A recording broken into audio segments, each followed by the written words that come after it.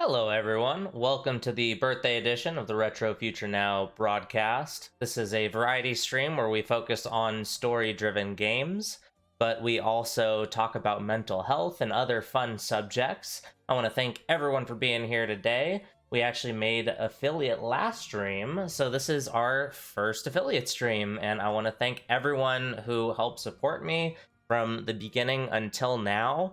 It's been an awesome little journey so far, and I just appreciate everyone so much. I didn't think that this was something that was gonna work out for me, or, I didn't really think that people would even watch, but I'm glad that people are, because I want to build this community into something super awesome that people can enjoy. Today, we are going to be starting what we're going to be doing for our variety day from here on out, which is an awesome game of D&D. but we'll talk more about that later, and I will introduce you to the players of the game. We're still waiting for one. Hopefully they show up soon. But at any rate, how was everyone's day? Did anything exciting or special happen for you guys today? It was a pretty mellow day for me. I did a little bit of work, not a ton of work. I only like maybe 3 hours worth of work. So it was super chill. I got up. I didn't have to go to work when I got up, so I just chilled and worked on this D&D campaign, which again, super stoked about. This is a homebrew campaign, which means it's a campaign that I am basically writing and creating myself. If you're not super familiar with D&D or how it works, the campaign is basically what you would call the story.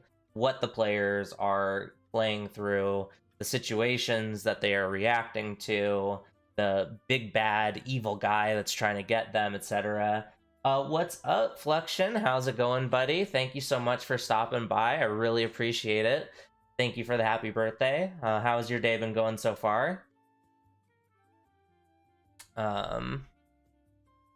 So I'm gonna unmute my Discord call so you will hear my friends talking probably. Awesome, I like that. All right, guys. Yeah, I saw you. You guys are live on the air with me. People will be able to hear you, just so you're aware. Hello.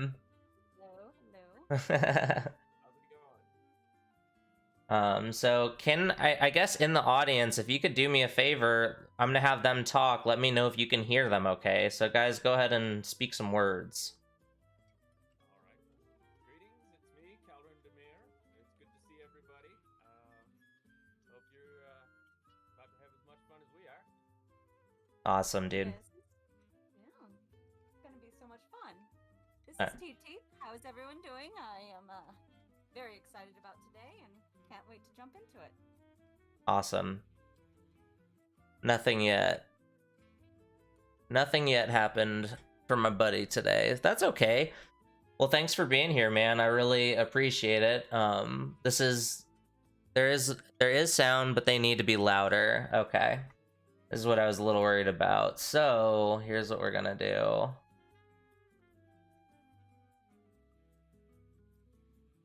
I feel like it's just the music is. Oh, how about? All right, you guys talk a little bit. Hey, All right. how you doing? Testing. 1, 2, 3. Hello. How's that sound for everyone? Can you guys? It's quiet. I have my mic in front of my face, so I don't know. Yeah. I mean, I can bring mine up here, but it's like. Yeah, that's. No, here's what we're gonna do. Try talking now. Hello. All right. Hello. Greetings. Hold on. Filters. Add filter. Gain. Let's turn up gain. All right, talk. Mad gains, baby. Mad gains. Hello. How are you? That should be better. I mean, I can see. All right, dude. Thanks for stopping by, Hero Brian. I appreciate it. Yeah, that's gonna be good. I just needed to gain you guys. What? Thank you so much for the 500 biddies, Redamus. What? Got my first biddies. What up, Redamus? What's up, dude? Thank you so much for stopping by, dude. We're gonna be starting up this D&D game here very soon. I hope you can stay for a little bit of it. I know you're probably like right about to start your stream. You probably got to take a shower and stuff, so no worries if you can't stay. But seriously, dude, thank you for dropping by. I appreciate you so much. I don't know if Herobrine is here. Let me get a shout out to Redamus. Like, Redamus is a fucking awesome dude, first of all. He is an awesome streamer. His content is so fucking wholesome, and he is just an absolutely fucking awesome guy. I really hope that if you haven't checked out his channel, you'll go and follow him. Thank you so much for the subscription, Flexion. Thank you, dude. Thank you. But yeah, Redamus is really awesome. He just has really awesome content. He does a cooking stream on Mondays, and he makes just amazing food on camera. I hope this works. Yeah, cool. My shout out worked. Cool. So yeah, he does a like a cooking stream on Mondays, and he streams Monday through Friday. He plays mostly like Bloodborne and other like Souls type games. He is a much better gamer than I am, but yeah, he's super awesome. So let's see where our Sage is. She is on her way. She got time zones mixed up, but she is going to be here soon. I am still having issues with my cam, so give me 1 second. Okay. Trying to troubleshoot and get it to pop up like we did yesterday, but mine is just not doing it. You might try like logging out of Roll20 and logging back in and quitting the Discord call. Like I would Okay. quit the That's what it's Discord. been. Yeah, You're quit right, the Discord and then open up Roll20 and then open up Discord after. You are right. I'll be right back. No, you're good. Yeah, Redamus, seriously, dude, I love you. Like you're a very new friend, but you have been a super big inspiration to me. And I know I've heard other people say this as well, but you have encouraged me to like keep going when I was just having a shitty week, period. Yeah, I guess even outside of streaming. Just like you are a very good supportive friend. So yeah, much love to you, dude. Big time. Like I was being serious earlier. Like I really hope at some point that like you and me and Joni can all hang out together. Like that would be really awesome. I love all you guys. So yeah, we'll have all of our players here soon. I will introduce you to the players as well as their characters, and we'll get started with this thing. I am so freaking hype about this. You guys have no idea. I love D&D. Okay, dude, have an awesome day. I will probably check you later. I will probably check you later.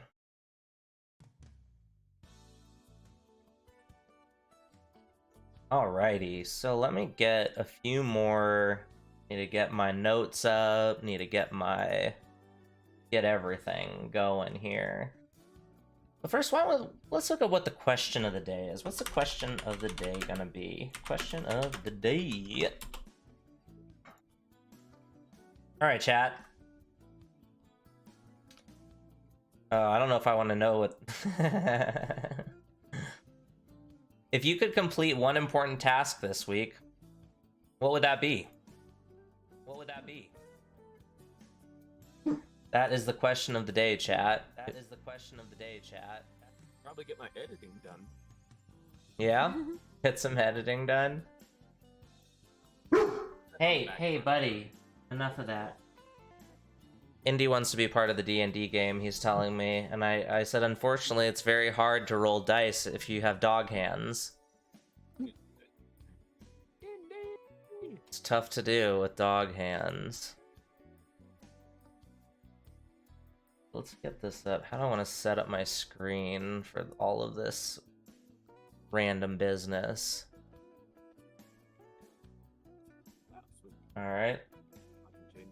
Looks like it is loading something for you, possibly. Perhaps TT?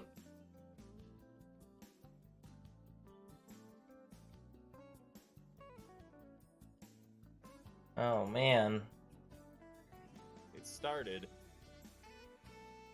Yeah, it did start, and then it stopped. Hey, Sage. Hello. Welcome. There we are. There you go. I can see you. I was in the wrong browser. I remembered, and I'm sorry. Hello, welcome. I told you, Firefox. No, it's funny. I know, it's horrible. It wouldn't do anything. Well, I looked it up, and there's actually very specific instructions for like Firefox, even on the Roll20 like wiki. So Oh, it's too much. yeah, Oh my there. goodness. I mean, it amounts to the same thing what we had to do with Google, like with Chrome or whatever. It Okay. worked immediately as soon as I came back on, so good. Yeah. All right. So I am going to open up that. Hello, hello. Hello. Hello. All right. So, the first thing I want to do, we're gonna go through a little bit of an info dump. through which I will introduce your guys' characters and yourselves. So, you know, when I introduce you, go ahead and say like your name on Twitch so people will know who you are, and introduce the name of the character you will be playing and what your race and class is. Okay? Okay. So let's I go. gotcha. Gonna put this guy's face on the screen so people have something to look at. And I gotta change this music because this is not D&D music. The state. I actually hear the music. Is that just coming through Twitch? Yeah, it will just be coming through Twitch. So I don't have that up. Should I? no, you shouldn't. I mean, that's the one unfortunate thing for you guys as players. Like you guys will hear the music if you watch the VODs back. Like I'm gonna play battle music and stuff, but because of how we're doing this, I don't think you guys will ever be able to hear any music. So I apologize. I can't really set the mood for you guys as well as I would like to. Viewers. But yeah, let me just change our game to Dungeons and Dragons.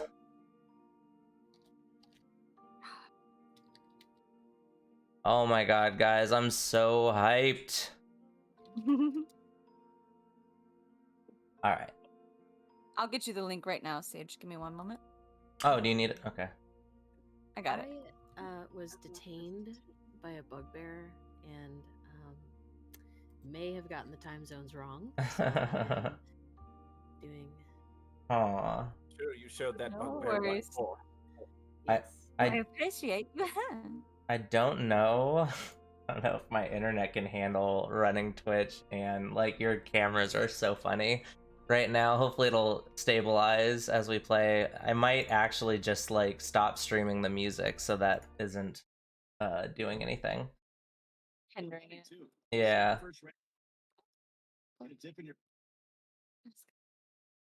Okay. There we go. Cool. All right. So let me pull up my notes really quick and we will get started.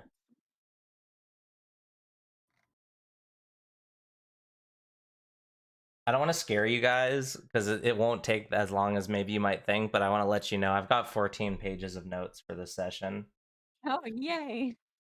For some reason, I'm having some difficulty just copying and pasting my bio into the. Click the cog. You're clicking the cog before you do it? Yes. If you click the little cog, it'll let you edit that area.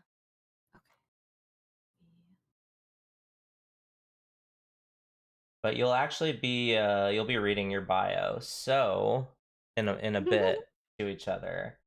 So welcome one and all to the Retro Future Now broadcast. Our cast of heroes will take on the roles of heroic adventurers, embarking on a dangerous adventure. This story takes place in the world of Ioula, a classic fantasy land with modern twists and some downright switcheroos on your most well-known fantasy tropes. Imagine if Mel Brooks had a baby with the Lord of the Rings. The offspring would be the world of Ioula. We'll meet our heroes in Glario, the capital city of the nation of Sevalia, where we find orcs, human, dwarves, and all other manner of fantasy creature. This is an urban campaign that more resembles a cross between a steampunk future and 1950s America. Our story begins with 3 fresh-faced adventurers traveling on a dirt road towards the capital city for their first time. So, let's introduce ourselves. Taryn. Hello. How are you? Are we just doing minor introductions right now? Yep, just your Twitch name, your character name, and their race and class. Perfect. Well, my Twitch name is TT's Versopia, and you can find me there. My name in the game is Atelka Quipidorum. You can call me Kip. Don't call me anything else. Basically, I am a half elf, and I am a cleric. Nice. Hello. And also, if you have anything that you would like to plug, any creative endeavors that you're currently involved with, or anything that you're doing, or maybe perhaps just some music you're really into, or a show you're really liking right now. Nothing for me personally. A show that I'm really liking right now is Mr. Mercedes, which is you can find it on Peacock. It is a Stephen King novel that they made into a three season miniseries, and it is effing amazing. Awesome. Enjoy. Very cool. Alrighty, Sage. All right. So, my name is Nahasha Elswith. I am half tiefling, half elf. I'm going to be playing a sorcerer, and is that That's it. And if you have any creative endeavors that you'd like to plug. um I don't creative endeavors. I don't think so. Okay. And one thing, Sage, you're speaking quietly. Definitely want you to speak up. Let me turn my gain up. Is that better? Yeah, that is better. Yeah. Okay. All right. And Aaron. Hello, everybody. You know me as Calvin Flint Claw. It's good to see you. Welcome. I'll be playing Esmond T. Warvan. I am a human ranger. I love grasslands, but yeah. This is my first time on camera in a long time, really. But I'm looking forward to spending some more time in my own stream eventually. I'll let you know when that happens. But for now, hello. Nice. Hey, Cryptic Fox, how you doing today? I think everyone on Earth agrees that wow, that TT girl is so pretty. Let's Thank you. yeah. Thank you for coming. Blackstreet Rog, thank you for coming as well. This is my birthday stream, and we're playing a game of D&D. Happy birthday. Thank you, everyone. Thank you, everyone. I love all of you. Alrighty, so let's get started. Sitting atop the tallest hill amongst a huddle of rolling hills on a short peninsula, like a gleaming stud on leather armor, we see Glario, the capital city of the nation of Sevalia. Its crown jewel, a modest city of 5,000 people tightly packed into tall city walls. Outside the city's tall walls, a new perimeter is being established, with a newer, taller wall under construction. The city expands, while a self-contained military compound sits ominously in front of the city, its gates blocking access to the road for any perceived intruders. Most of the buildings in the city are clean and shine with fresh coats of paint and new roofs. People mill about on crowded sidewalks as horse-drawn carts trundle down the street. Glario is not an old city, and Sevalia itself is relatively young. The area was initially conquered by a roving army coming from Borea. The lead commander, Ander Brightwood, established Sevalia and its capital city Glario, becoming king of this new empire as the highest command. Things went well for years, and the kingdom expanded. Traders and adventurers came and went, further helping establish the kingdom's boundaries. People settled in Sevalia, and its towns began to branch out like spiderwebs. Construction was all backed by the crown's bank. Glario gained a blacksmith, a butcher, stables, an apothecary, and other amenities. People moved in droves, and the city could barely keep up with construction. Mortgages were given by the bank in a frivolous manner in order to expand and encourage immigration. Eventually, paupers were unable to pay their taxes, let alone the mortgage on their homes, leading to a Great Depression, and hard times were plentiful. Word was sent informing the government of Borea back home. Not wanting to be embarrassed abroad, aid was granted in the form of a massive bailout, as well as an official staff member dedicated to oversight. A dragonborn named Nesta Greylock was to aid King Ander in important financial decisions. Ander was a great commander, and well respected by his men and colleagues, but he had never been in the business of running a nation. He accepted the help with open arms and began fastidiously applying Nesta's suggestions. Sevalia became a nation that above all else strived for fiscal responsibility. Mortgage agreements were more thoroughly looked after and were better written, businesses received oversight, and new taxes were assessed on goods and services. an entire governmental body was formed as a sort of catch-all to oversee anything connected to the needs of Sevalia's financial success. The group would report to the High King in Borea while respecting Ander's authority in Sevalia. The High King would make sure Ander wouldn't be granted a second bailout if he screwed up another time. And thus, the Umbrella Division was formed, to protect the tax dollar of each and every Sevalian citizen. Its motto: fiscal responsibility and personal accountability. So, I wanted to thank someone really quick. Thank you, Cryptic Fox, for following. I really appreciate you. Thank you, thank you, thank you. Alrighty, folks. It's been a long trip from Borea, and the work hasn't even begun.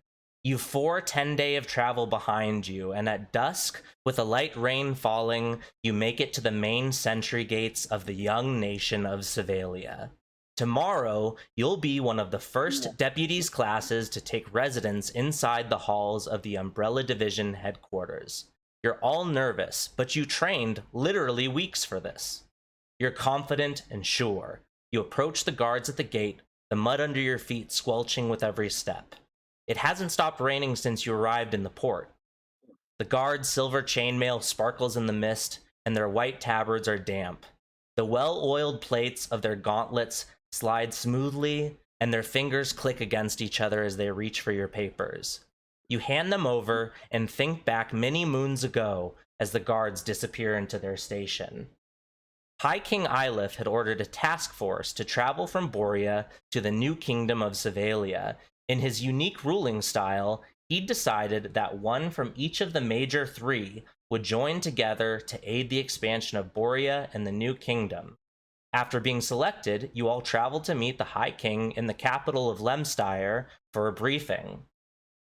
Not many of the major 3 had ever met the king, and you could feel your heart beating in your chest. You all graduated from Watcher's School recently. What could the High King want from you? You can almost hear the sweat forming on your brow as you stride along the white marble floor of a long, ominous hallway somewhere deep inside the keep. So, first, Taryn, I would like you to introduce us to Quip. What does she look like? Well, Quip looks like me. I really only do the things that are necessary for myself. So when I do those things that are necessary, I just look the best. And with Quip, I am very short. That makes it easier for me to get into smaller spaces. And when I get in those smaller spaces, I'm able to like do things that are better than other people, either way, obviously. And then I also have blue hair. It's not real, but it's a story for another time. Uh, that's Awesome. about it. Yeah. Awesome. Sorry, let me catch up with chat really quick. So what's all this? Hard to follow. Thank you for coming. This is a homebrew D&D campaign that I am running. It's set in a world that I have called Ioula, and this is our first session of the game. Sage, would you please introduce your character? Well, I am 428 years old, although I look about 35 to 40. I have brown hair, black horns. I look more like my elven mother. So, very fair skin, not blue or purple like some tiefling. And I am about pretty tall, about 5'10", 5'9". Nice. What does your character dress like? She prefers to dress in very dark clothing, having a background as a pickpocket. Nice. Aaron, please introduce your character. I'm playing Esmond T. Warvan. He's got green eyes, tan skin, and reddish-brown hair tied back into a really long ponytail, which I obviously don't have. But the rest of what I'm wearing is pretty much what he wears. Awesome. Very cool. So so I guess what I would like to know is how are your characters standing in wait for the High King? Very few people have ever met the King, period. How are you waiting for them? Quip. In all, obviously, I, I'm excited. Do I put my arms to my side or I'm excited? That's how. How about you, Nahasha? I am standing somewhat further back. Uh, I don't necessarily. Um, I am excited, but I'm more sort of giving a guard a look up and down. Okay. And Sort of. sorry, go ahead. I'm sort of. I'm checking out someone I see on the sidelines, basically. Okay. Esmond, what are you doing? I'm rather curious. While I know I'm good at finding things, I'm I still wonder what the High King could want with me. Maybe I'm finding something, but I'd like to find out what this is all about. Awesome. So you guys are all waiting individually, and aid comes and and aid comes and gathers you. And as you approach the I can't talk. As you approach the war room, you see two other aides with two other watchers from your graduating class. In the background, on some kind of broadcast, you hear this. It does appear as though the ship Slevin has gone down 150 miles off the coast of Yorick. A dreadful tragedy. Loss of life is still being assessed as the names of dead travelers are being matched with bodies. Not much more is known about the accident at this. And that's all you guys hear. This meeting must be big, though, and surely the High King would have even been there. The aide assures you as you walk that a meeting with your superior will be sufficient. You enter a sanitary and bland office belonging to your commanding officer from Watcher School. It appears as if he's moved in recently, and the walls are barren. On top of the desk sits a crystal ashtray already filled with ash. Glim Harden is a middle-aged gnomish man that smokes a large cigar, has a paunch, and a wicked comb-over. His armpits are stained yellow with sweat, and the elastic of his overalls is giving out. He paces, taking erratic drags as he speaks. So you guys know what happened. King Ander fucked up the economy of his new little nation in Zavalia. You know, I wouldn't have done that. I would have fucked up Ander, and then I would have conquered that place. I would have taken it all for myself. But you guys, you're gonna make sure that High King Lancaster doesn't get embarrassed anymore, okay? You gotta go over there, you gotta get on a fucking boat in the port. You're gonna sail, it'll probably take you 60 days to get over there. You all fucking excited yet? And his cigar is almost gone by now. Like, he is just sucking this thing down. He hasn't taken a breath without actually taking a drag from the cigar. So he says, you're gonna be meeting with this fucking dragon guy, Nesta Greylock, when you get there, okay? Yes, of course. I'd assume that you guys are used to not getting many words in while Glim is talking. And furthermore, make an insight check. You guys can all make a group insight check. Alrighty. Let's roll some fucking dice! Yo! See what we got. I gotta find the right place for this. Hold on. You can either roll your hard dice. You can roll hard dice. It's fine. I'm gonna try to roll. How do I am confused. So you would have to type in to roll 20. You would type in /roll, and then you'd put in the number and the type of dice. So you'd put /roll 1d20, and it would roll for you. So 1d20. Yeah, /roll space and then 1d20. Oh, nice. We got our first nat 1. Okay, so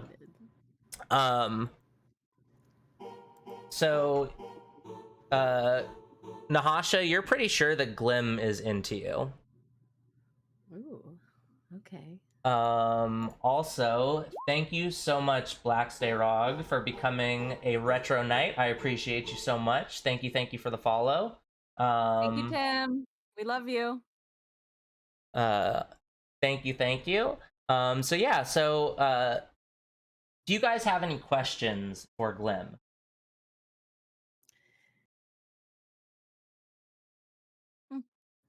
Not me. Nope. I'm watching. No, I find it best not to converse with the man. Yeah. Yeah. I have a question.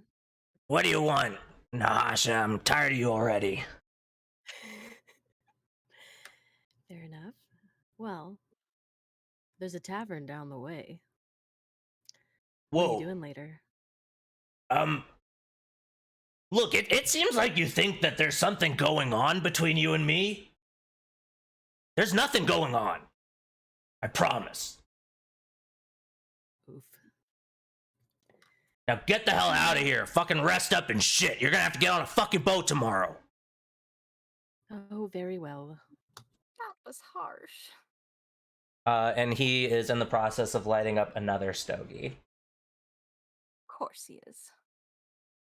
So you guys are snapped back to back to attention as the guards at the post kind of shove the paperwork into your hands. They notify you of where in the city you'll be staying, where your headquarters is, and they send you along your way. So Thank you. the city that you encounter is a bustling one. You are kind of shoved right into the downtown center, which is where the headquarters is located, inside of an old abandoned high school building. It was a prep school previously, so there are dorms there because the students would come to actually live there, but it has been long abandoned and retrofitted into what looks more so like a nondescript office building. So when you get there, outside the building, you see a 6 foot tall, 2.5 foot wide, and 2.5 foot deep metal box. It has a clear display on the front, powered by thousands and thousands of small arcano crystals that shift and change with different designs. There's also a slot near the bottom that appears to empty into a metal cup below. There's another slot higher up on the front of the machine that looks just large enough to fit a gold piece into. The design on the front resolidifies as you reach it, and you can read Health Dots BBs, a sweet treat, take before defeat, which is scrawled in a fine gold script with an emerald green background, and it's said aloud in a childlike voice as accompaniment. Underneath the text is an image of a small metal cup similar to the one below the slot, only this one is filled with what appear to be small chocolate truffles. The image shifts as the arcano crystals flash with different colors, and you see a warrior down on one knee, bloodied and near defeat. You see him lifting one of these small chocolate truffles to his face. The image shifts again, and you see him standing atop the corpse of a bloody and defeated beast. What do you guys do? I take a truffle. How are you gonna take it? You gotta pay for it, bud. Oh yes. This is it for the if I didn't describe well enough, this is a vending machine of sorts. Yes. It does take coin. So it'll take a gold coin, and it will give you 5 of these truffles. Wonderful. Well, I put a gold coin in the slot then. Okay, so we're gonna go over a little mechanic of the game here. So you are going to have the ability to hold 5 Health Dots BBs at one time. Each one of these will give you 1d4 healing. You can take up to 2 of them as an action in combat. Okay. Oh, Indy's having dog dreams. Alrighty, so, are you guys all going to get some of these? And does anyone try any of them So one chocolate is 1d4 of healing? and of healing. Mm. I like to be prepared. I'm gonna go ahead and go for. How much coin do we start with? Yeah, If what was our starting coin? It should say on your character sheet. I didn't see mine. Hold on. It doesn't say on mine. So your gold and your currency is going to be on your character sheet in the middle row on the bottom. You see it will say at the top of this block, it says CP, SP, EP, GP, and PP. Yeah. PP. Anyways, so the GP is gold pieces, and you should have Oh, some in there, I believe. I have 0 in every single slot for GP, CP, EPGP, and PP. Okay, so you didn't roll your gold. We'll say you're starting off with 100 gold just to make things easy. Okay. Hmm. I I'm believe we going did to yours. roll- Yeah. Okay. I'm going to roll for 5 of the chocolates. I would like all 5 chocolates. You're only rolling if you eat them to heal. Like you pay 1 gold piece, you get 5 of them, and you can hold on to those. You can only have 5 of them at one time on your person, or else they melt. I would like to attempt carrying all 5. So you just put in a gold piece, 5 pop out, and you put them in your pocket, or you put them in your bag, or whatever. Does anyone actually eat one now to test them out, to try them? No, I'll take Let's 5 see as what well. they taste like, at least. Okay. Pop one in my mouth. Yeah, these taste awesome. Like they taste like very good chocolate truffles. They, you're at full health, so you don't need any healing, but you do feel like lifted up a little bit. You feel like you could do a little more than you normally could. Like, in a morning when you wake up already feeling really good and then you have that cup of coffee, that's like how it makes you feel. That's a good feeling. At any rate, you guys then are you going to head into your headquarters? I mean, you guys have been traveling a long time. You haven't had like real food in, you've been You got eating. that I wanted some as well, correct? Yep, yep. Everyone who got some, just take a gold piece out of your gold, and Gotcha. so yeah, are you guys going to head into headquarters, or are you guys going to do anything else? It's up to you. Well, they've got taverns in this city. You would assume so. All right. Let's head in Shall we? Shall we to a the tavern? city, right? We're heading into the city or headquarters? I'm sorry. Well, I I vote was looking at tavern. heading into the city. I But vote tavern as well. Let's go. all right. I Okay. need a drink. It's a new place. Let's check it out. Alrighty. So make a Esmond, make an investigation check. All righty. Ooh, sweet. That's gonna be 21. Okay. So you guys obviously you're not familiar with the area. This is the first time that you've been in the city, but as luck would have it, there is a bar just down the street. And the name of that bar, give me a second. I wasn't, I should have expected that you guys would go to the tavern this quickly, but I didn't. So give me 1 second to pull up some notes here. Got to take the steam off.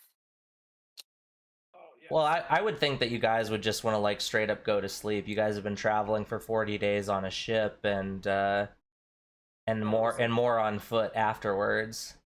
Help Exactly. me out when we get back to the. Where was it we were going again? It was the academy. Academy. Yes. That's where we're going. So you guys Exciting. walk up to a bar called the Leaky Manatee. Ooh. And inside there isn't many people. This is what we would call these days a dive bar. There are a lot of unsavory, let's call it, people, but there's, a good 20 people in here right now. All right then. Well, I'm gonna go up to the bar and get a drink. You guys coming? I'm going to I join you. will. Let's go. Awesome. So you guys you step up to the bar, and there is a paunch, middle-aged human man. He has like big sideburns. Like the defining feature of this man's face is the sideburns. They're salt and pepper. They're shaggy. They actually kind of like come sloping off of his face down to the side. He's got serious crow's feet. Like this man has made more smiles in his day than you can probably count. Cryptic Fox. It looks like you're complimenting the bracers that Esmond's got on. Thank you very much. Pretty awesome, I think so as well. At any rate, guy, looks you over. All right, what'll you be having? And you can tell that this gentleman is already drunk. How much for a pint of ale, sir? That'll be copper.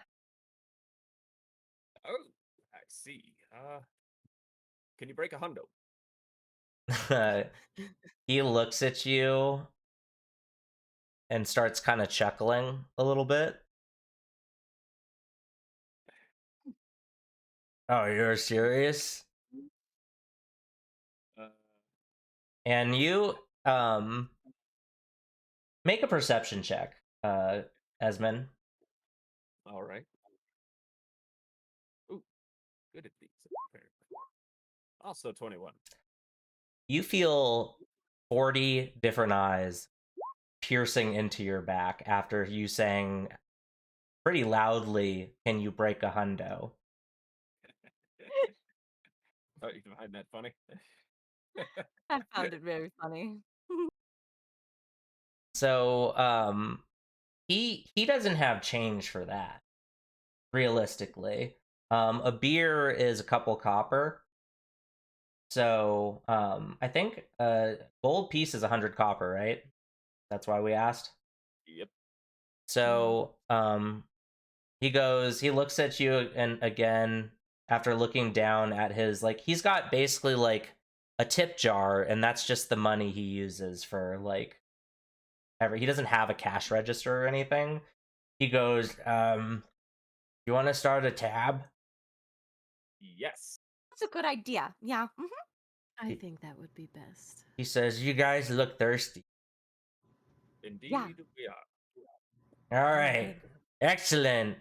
Cheers for a tab. And the whole bar goes, cheers for a tab. Cheers for a tab. And everyone starts drinking hard. Oh, good.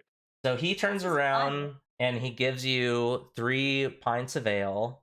And then he turns around and he pulls out another 3 pints of ale. And he sets all 6 down on the counter. And he says, all right, that'll be 1 gold.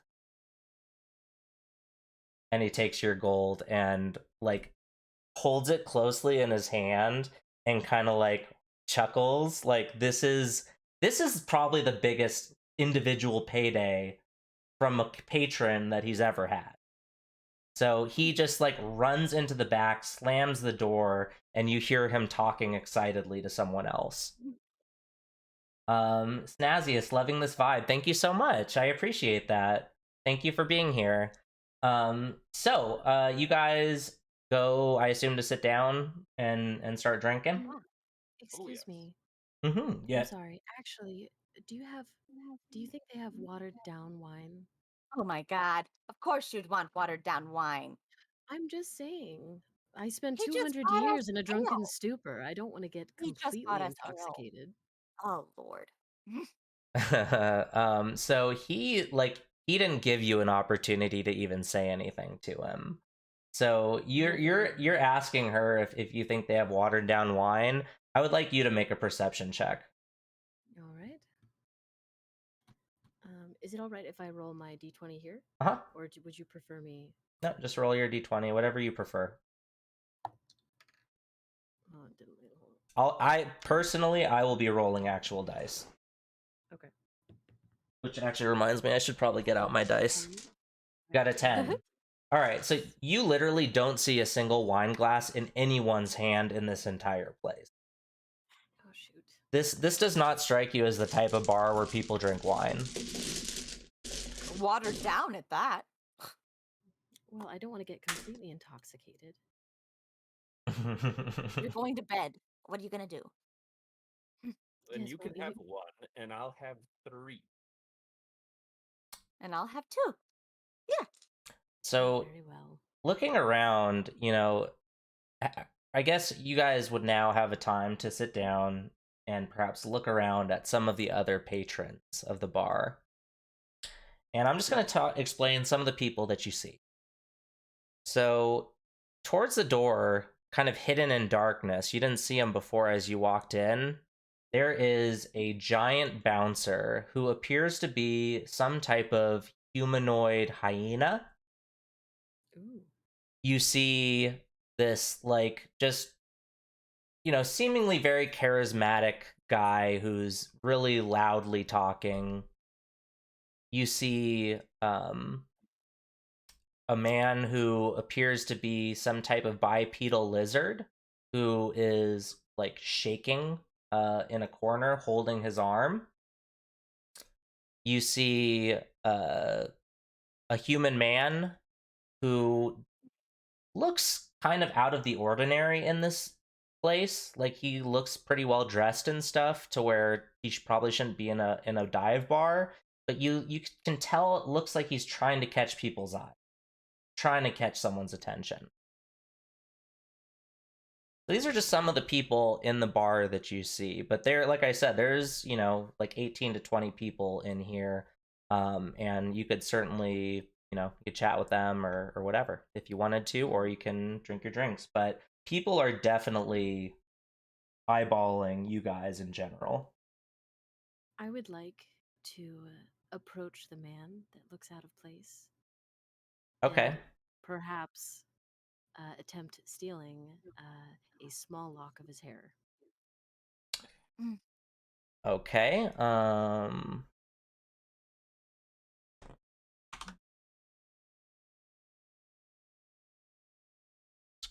Scroll. All right, so he is, like, in the center of the tavern basically, and like I said, he's looking around trying to attract the attention of anyone.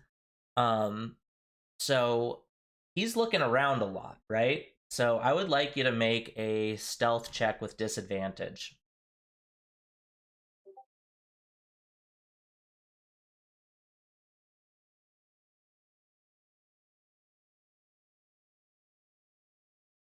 You're gonna roll twice and take the lower number. First was 13. Keeps falling on my keyboard. Second was 18. Okay. Now, do you add anything to stealth? Pull up your No. character. Oh, you don't? Okay. Well, let me double check. Let's see. So you add 4. So that 13 would be a 17. Okay. So you manage to catch this guy as he actually did catch the eyes of another person, and for that moment he's distracted. But I guess let me describe him a little more. He's a mid-20s human, and he appears to be some type of minor noble. Like, he appears very well off. He was probably the only one who wasn't looking, when we talked about breaking the hundo or whatever. He is dappled with jewels and gold. His clothes are of the finest silks and linens with radiant dyes, intricate embroideries. The only plain thing about him is that he is plainly out of place here. So he's like trying to make eye contact. It seems like he's mostly looking at the tougher people in the bar.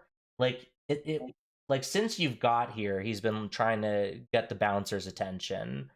But you pass by, you manage to steal a golden lock of his hair, and as you turn the corner like around him, he actually catches your eye. And very quickly he pulls out a big bag of gold and he shakes it and he winks at you. Oh, I see. Well, it's not typically how things work here, but okay. I ask him, what are you proposing? Well, hello, why don't you take a seat with me? I saw you were with some formidable friends. Why don't you invite them over as well? Very well. I go to my friends and ask if they would like to join me, sitting with this gentleman. Oh, Of course. Another drinking buddy. Let's go. Oh, yes, you'd like another drink here. Let's get some more. And he motions over to the bartender, who has now returned from the back and is kind of like lazily wiping down the bar, like half-heartedly. Like nothing in this bar is clean. He's like the type of bartender takes out a cup and spit shines. I all the while I am very suspicious of this man, but acting extremely friendly. Okay. Well, why don't you make an insight check? All right. Yeah. I just dropped it. 3. So, at this time you are, you maybe have right to be suspicious because you can't really get a good read on this guy. But as the drinks come, and you all sit down, he says, "Well, you all look very rough and tumble. You must be adventurers, yes?" Yeah, we are. What do you do? "Oh, that's of no consequence. However, I do have perhaps a job opportunity for you. See, my best friend Francois is getting married. Naturally, I'd like to throw him the biggest bachelor party ever. Francois has always had fantasies of being an adventurer himself, so I want someone strong and simple to capture a terrible beastie, or several perhaps, and bring it to his estate. Once there, the beast will be caged and kept weak. The bachelor party itself will be a night of raucous merrymaking and debauchery, drinks flowing aplenty, a multitude of high-profile and notable guests, gambling, you name it, but the pièce de résistance, when Albertus will reveal the monster to Francois. He will be undoubtedly very drunk by this time, but he will be easily able to dispatch it, and he will feel like a real hero. So you'll, stay around, make sure nothing goes awry during the party. But after that, Francois will feel so confident he'll probably challenge anyone and everyone to a duel, and then I might take his estate."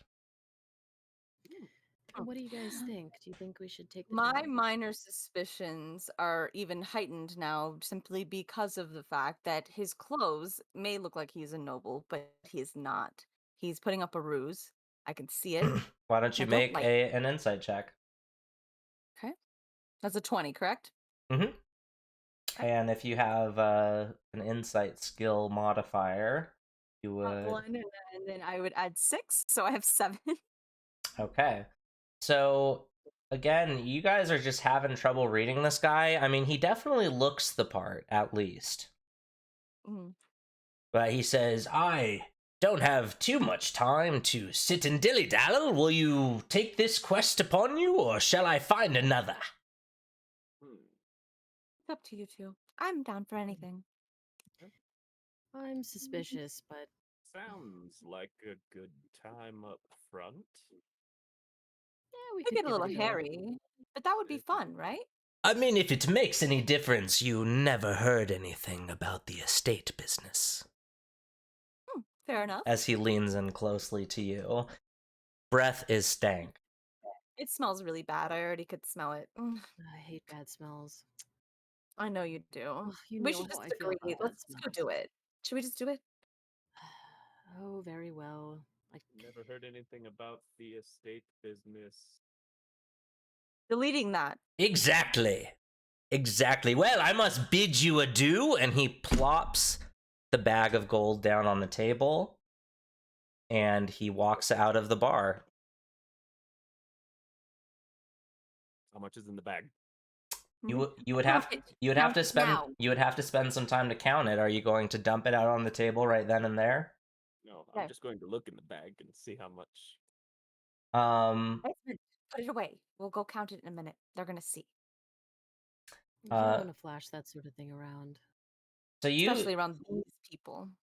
people so make a perception check, Esmond. Righty. Let's see what we got. Oh, not good. 7. Alrighty. So what do you guys want to do from here? Well, complete the mission. Oh, yes. We have a place to check into still, don't we? Yeah, Mhm. let's go ahead and take a nap for the evening, and then we will start on our mission early in the morning. Yeah? Cool. So you guys finish up your drinks and make your way back to the Umbrella Division headquarters. So Hmm. it's later now. No one is in the main offices. You see that there is like, there's a door, and you know how sometimes when like glass had stickers on it before, you can see the outline. Yeah. You see the door that says principal on it as you walk through the main hallway. As you walk through, you see to your left hand side a door, a set of double doors, and above it it says library. Mm. Do you look inside the library, or are you gonna just pass by? I want to go in. What? Of course, I want to go in. We'll take a look. Now, she does love her books. All right, Let me go so in. Here we go. as you open the door, you see this woman with huge beehive hairdo. She is wearing a tight black dress. She has on horn-rimmed glasses, and she says quickly, quietly, "I'm sorry, but the library is closed right now. You'll have to come back tomorrow." And as she says that, you see that she is putting books back into a section with a big red sign above it that says restricted. Oh no.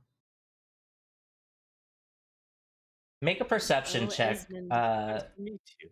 Quip, make a perception check. Gotcha. Esmond, we both know how this is going to go down with our companion. Hmm. You know how she feels about books. Indeed. Perception, I have a 17 plus 4. You see that the book that she is currently handling is a very old tome that is titled Watches and Wards. I do. I want it. So, she kind of comes quickly to the door and she says, "I'm so sorry," and she kind of closes it in your guy's face and she locks it. Oh. How Well, rude. nice to meet you. So, as you guys continue down the hallway, you see a sign leading down another hall that says cafeteria.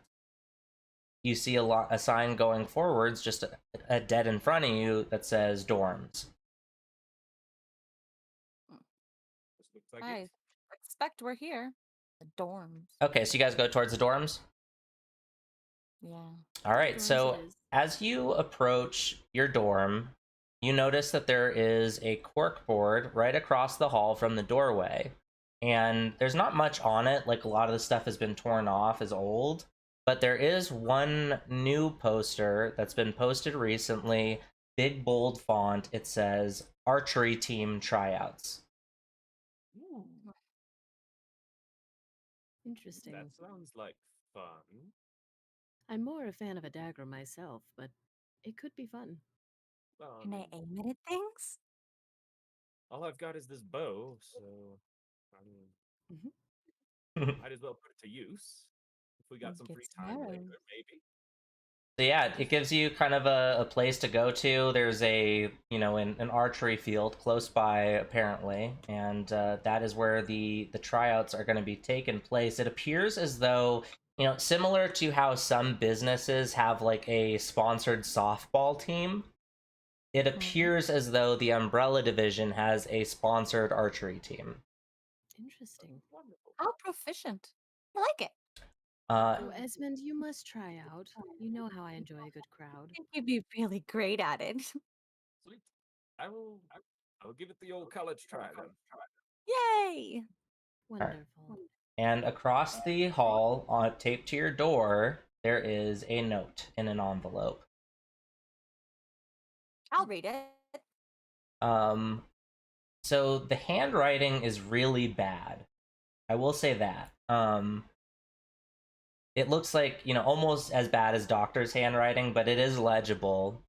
It says, welcome to your new home. Please come and see me in my office tomorrow. It's the old principal's office in the front of the building, and it's signed, it appears to say Nesta Greylock. I think that's what it says. Mm.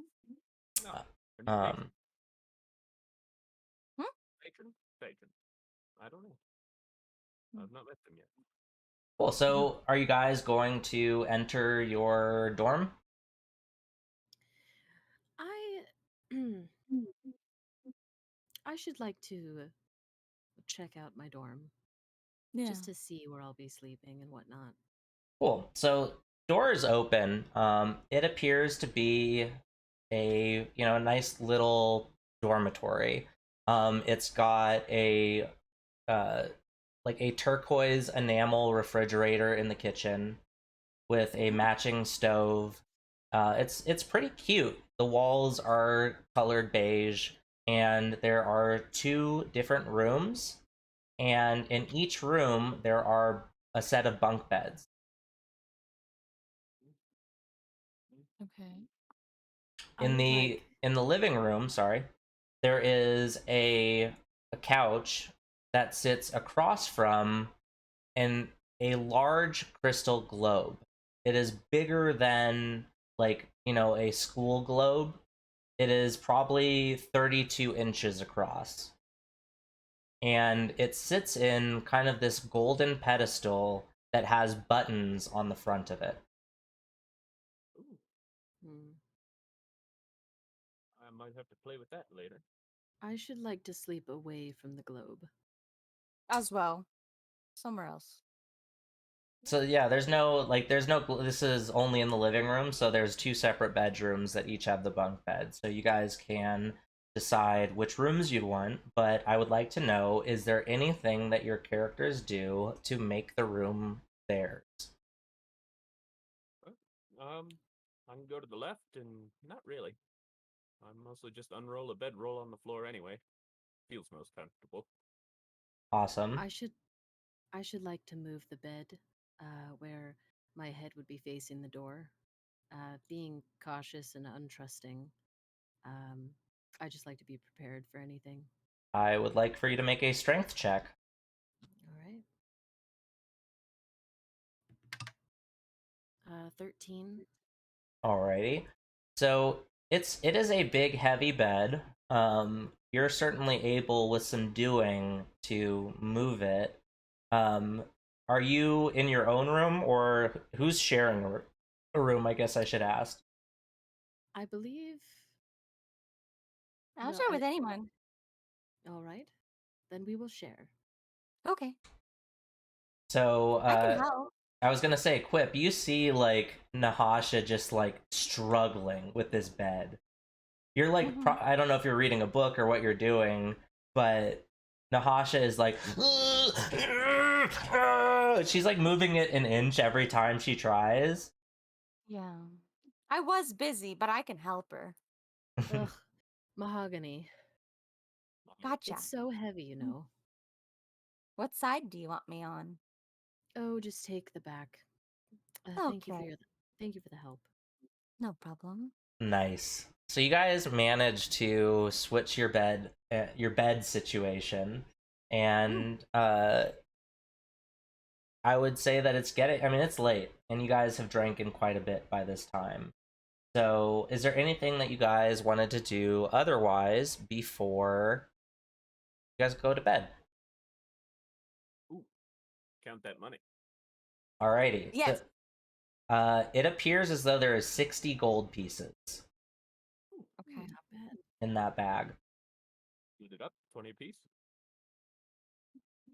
So, quick break, Okay. guys. I just want to say, folks, if you're currently watching, I'm going to do a little plug. My name is Jeffrey. You can also call me Retro. I'm a variety streamer. I focus on story-driven games. Right now, we're playing a D&D campaign that I am writing, and it's my birthday. So thank you very much for watching. I appreciate you so much, and we're going to continue on. Alrighty, so you guys wake up, and Advice Guy, thank you so much for the happy birthday. Good to see you, man. So yeah, you guys wake up. It's you're not sure exactly what time it is. You don't see really any clocks in the place that you're in. But what I will say is you smell the most wonderful smells coming from the hallway. The most wonderful smells of breakfast. I do love breakfast. I should hope like it's to like follow. eggs and bacon because he doesn't really like anything sweet. Oh, let's True. hope. Let's go blood down and see what sausage they is my have. favorite. Oh, I love blood sausage. Mm. So you Oh, guys One- walk out into the hallway and follow your noses to a set of double doors with cafeteria emblazoned on a sign above them.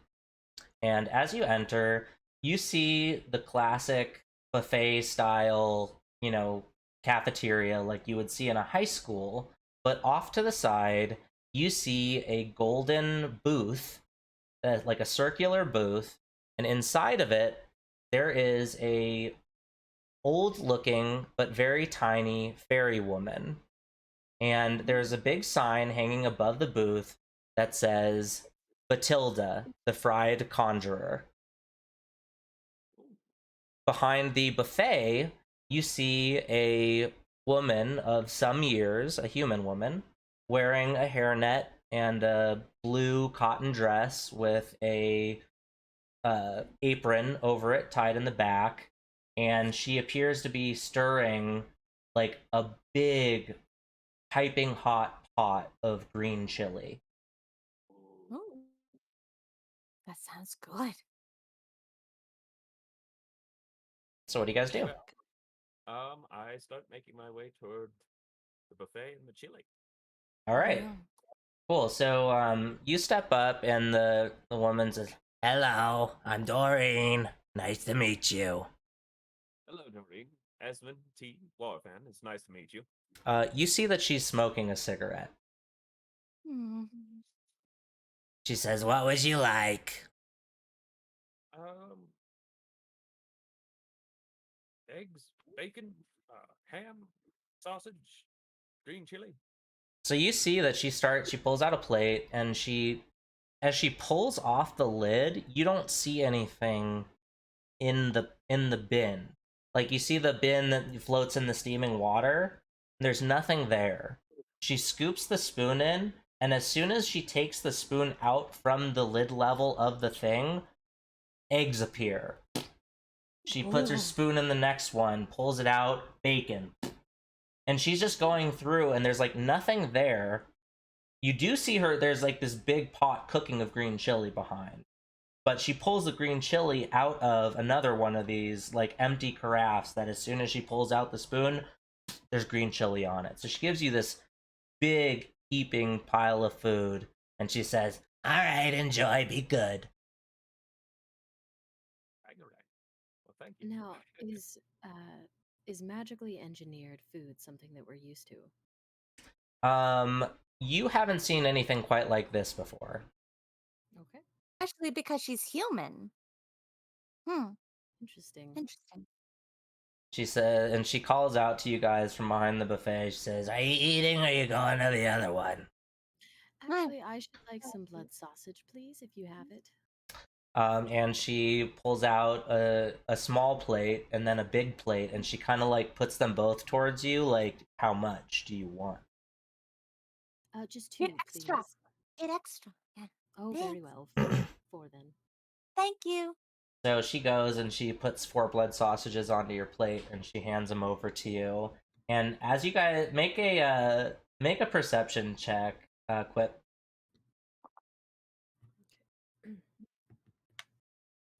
16. 9, 10, 11. So 7 plus 4. 11. Okay, so you see like the fairy woman in the booth on the other side is like looking at you guys longingly, and you almost feel like you see a tear running down her cheek. I kind of felt the same way when I walked in and I saw her all alone. Maybe we should go sit with her. There's no seating at her booth. It's just like literally a booth that she appears to cook in. She appears to be another food option. Oh. Well, let's go see what she has. Some more food. More food. Yeah, let's go. Can we go? Oh, very well. So you walk up to her, and her wings start fluttering very fast, and she kind of like hovers a little higher for a second, and she goes, "Oh, hello! Welcome, welcome, welcome! I'm Batilda, the fried conjurer. If you want to eat anything, just tell me, and I'll give it to you. But first, I must fry it." Ooh, wonderful. Okay. What would you like? Would you like the unicorn double barrel special? Well, I have heard rumors of Fey food being quite good. Oh, well, yes, but you can't bring Fey food out of the Fey because then you'd have to make a deal with a creature of that realm. True. But she's right there. Yes, Try. I'm here for you. Try. What would you like, dear? Make a deal with her. Oh, you needn't make a deal with me here on this plane. I am here for you. I'm paid I by just want a fried turkey leg. Can I get a fried turkey leg? She says, "Absolutely, my dear, Nice. easy." I And think that's a good idea. so she has this apron on as well, and it's a very clean apron. And Yeah. she opens up the front of it, she reaches her hand in, and she pulls out a big raw turkey leg. And as she does, in front of her, a golden boiling vat of oil appears. And she literally sticks her whole hand in, like down to her frickin' elbow. And she goes, "It's gonna be good. I can feel it cooking. It's almost done." And she pulls it out, and it is like the most beautiful, succulent, Disneyland style turkey leg that you've ever fucking seen. And she wraps like a little piece of wax or parchment paper around it, and she says, "Here you go, dear. You might need some napkins with that." And she like reaches back into the front of her bib where she had the raw turkey leg, and she pulls out a bunch of napkins, and they're like clean perfectly. But she pulls it out of there and she hands them over to you.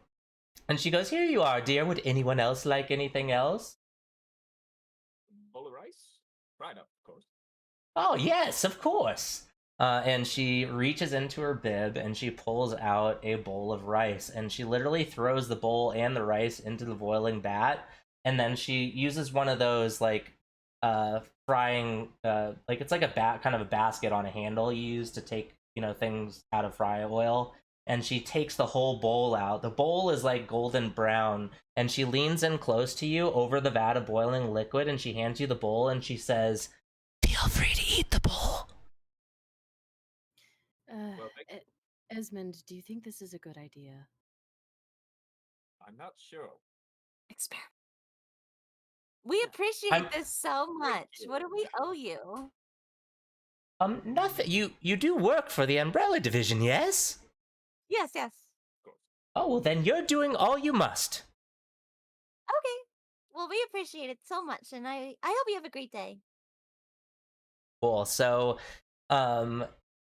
you guys go over to the seating area where you can proceed to eat your food. Is there anything you guys want to talk about? Yes. Yes, the turkey leg and the fried rice. Hey, Yeah. Eyes of Mako, thank you so much for the follow. Thank you, thank you, thank you. You are the best. Sorry, guys, to cut you off. What's up? Are you sure we want to eat this? I mean, have you had Fey food before? I want to eat it. This is I supposed want to to be take, and I don't here. think it's fake food. I just think they made it. Yeah, now you're making me worried Mm. about it. Well, I don't trust it, but I don't trust anything, so So I why? will follow your lead. So here's what I want you to do, Nahasha. When you're feeling distrustful, I want you to tell me initially so that we can make an insight check for you. Okay? Okay. So, hey Zush, how's it going? Where are you watching from? Thank you so much for coming to the stream. We appreciate you. Can all of the players say hi to Zush? Hello, Zoosh.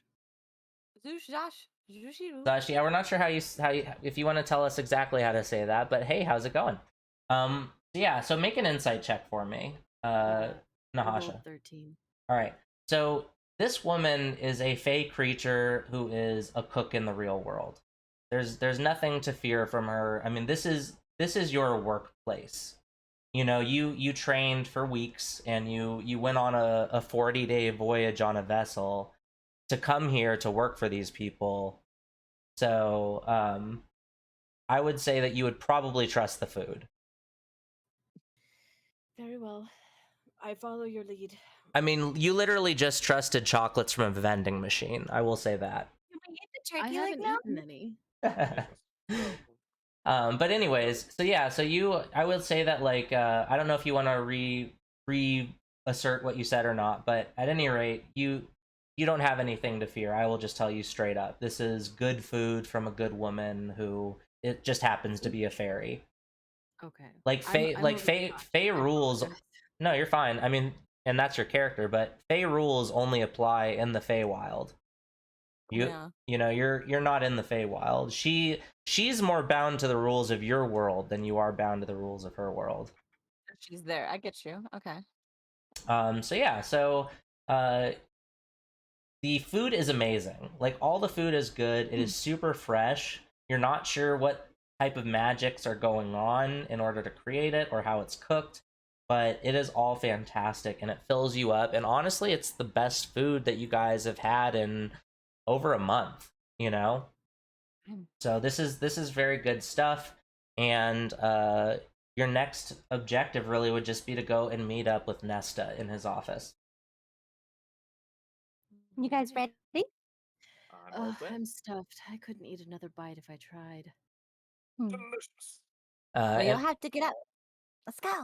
And as you guys leave, you see that the Fey woman is waving excitedly at you, and Doreen appears to be reading Elves Digest. And Good stories. Like Moist Snake, thank you so much for the biddies. I really appreciate it. Thank you, thank you, thank you. That was really awesome of you. So as you guys are leaving, you see the Fey woman waving excitedly at you. You see Doreen, she's smoking a cigarette and sitting down in a chair. And you guys head towards Nesta's office. Now, when you get there, you finally see a clock.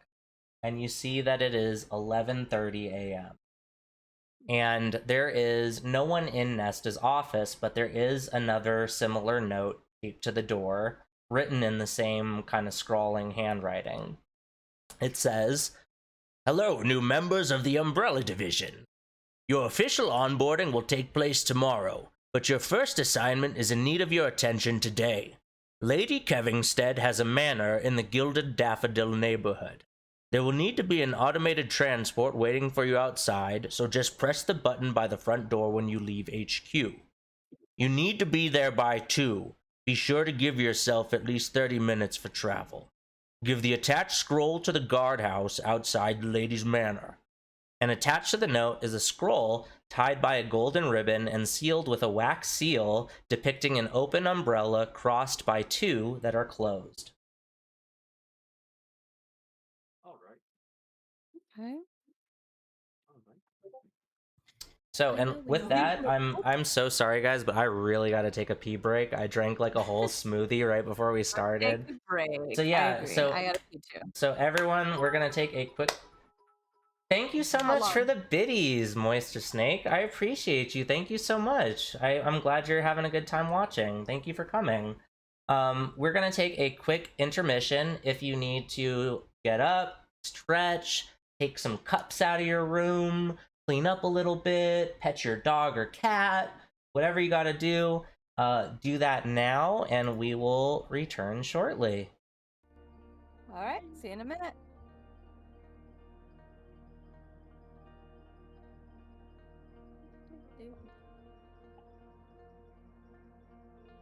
I got pee so bad.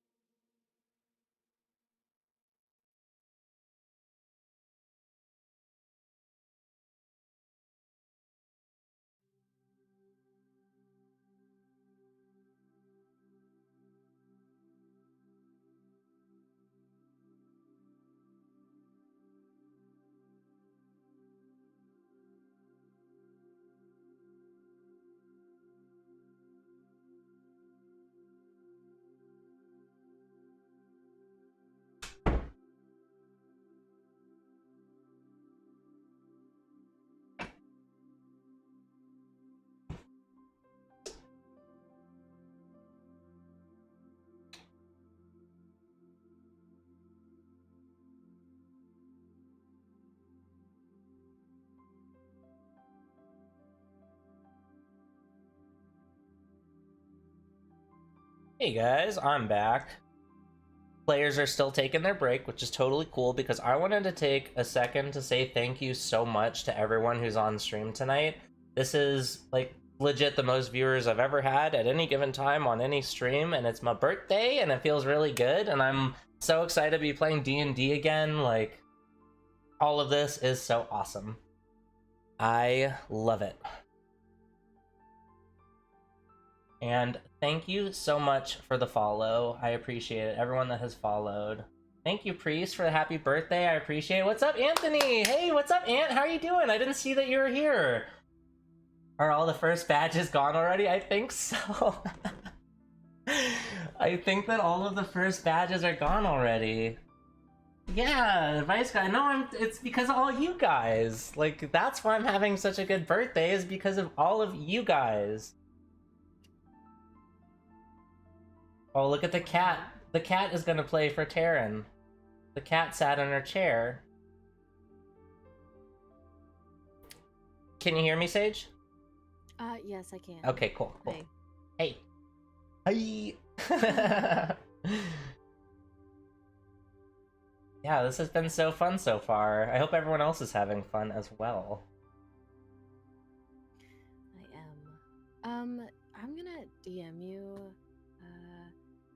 It's not entirely complete here, but I'm gonna DM you something. Moister Snake, thank you so much for the follow. I appreciate you. Thank you for being part of my community. I hope you're having a good time. So everyone knows this is gonna be an every Thursday thing, pretty much. This is what I want to do, and then when this ends, I want to choose a new group of viewers to play with. So this has been really super fun and exciting. I'm so glad that people are digging this. This is really freaking... Dude, thank you for the sub, Ant. I appreciate it. Thank you, thank you, thank you. That is really awesome of you. Thank you, dude. I'm so glad you're able to make it. I knew you thought you were gonna be working and stuff, so yeah, thank you. Aw, your kitty is so cute, Aaron. Aw, well, thank you. Her name is Sangha. Oh man, 20 minutes ago, and I know you haven't been, like, sleeping that well and stuff, dude. Like, don't worry about staying. Like, if you should go get some rest, man. I know you've been hella tired lately and stuff.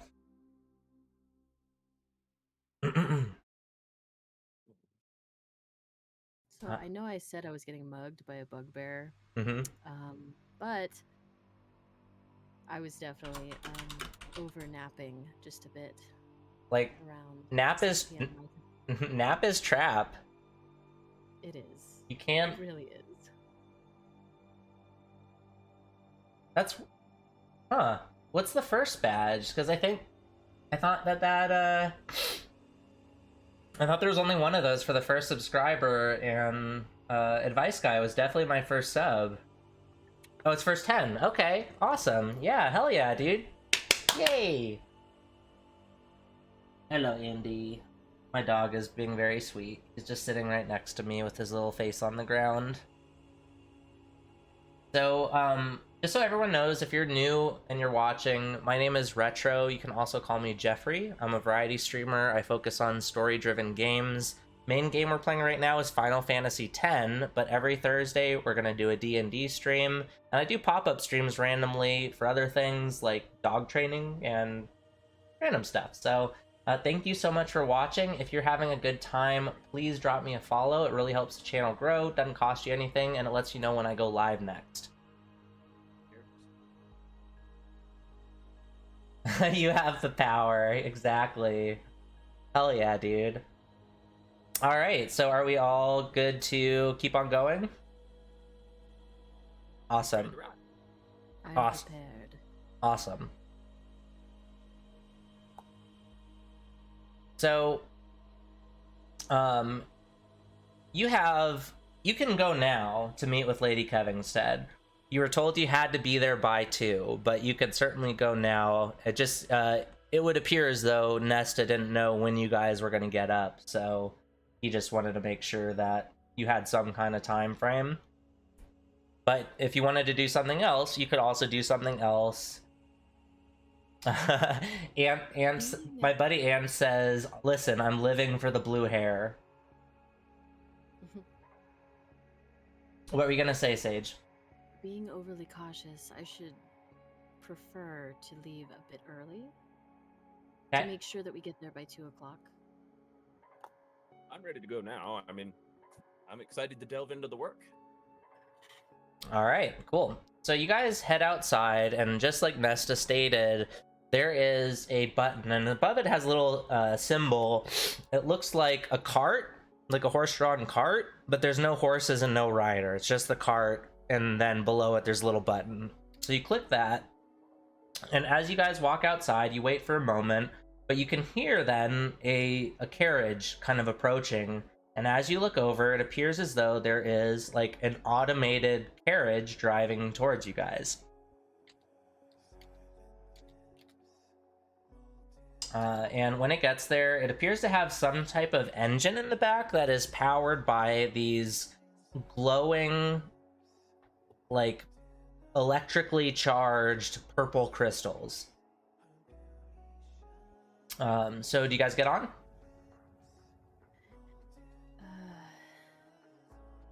Yeah. Let's hop on.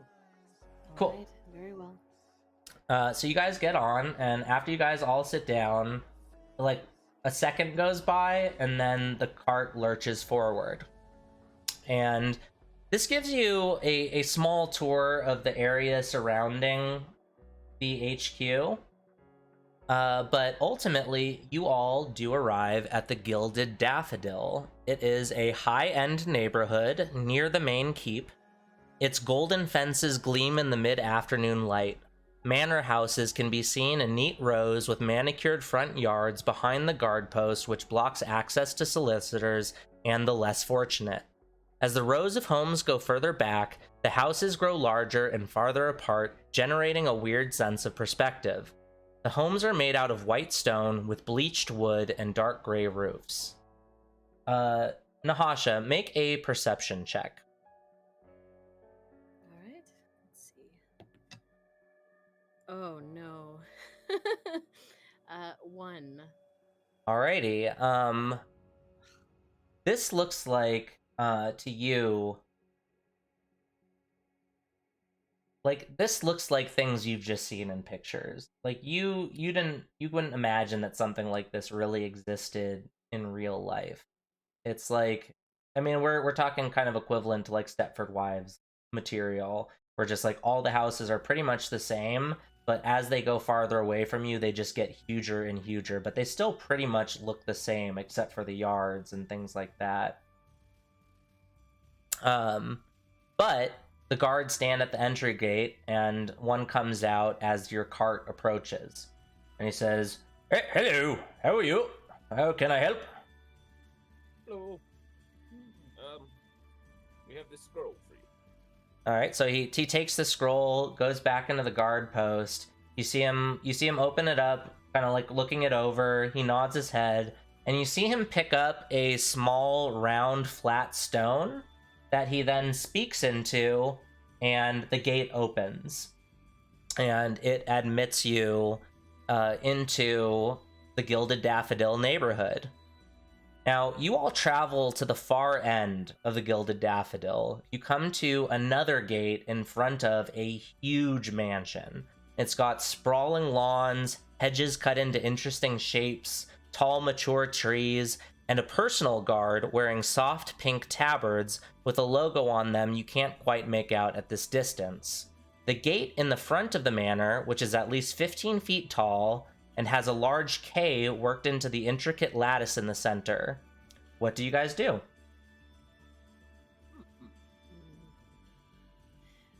Now, have we established, just side question, have we established who out of our group between Quip, Esmond, and I, is there sort of a leader of our group?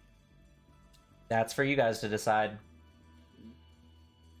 Taryn, you're muted.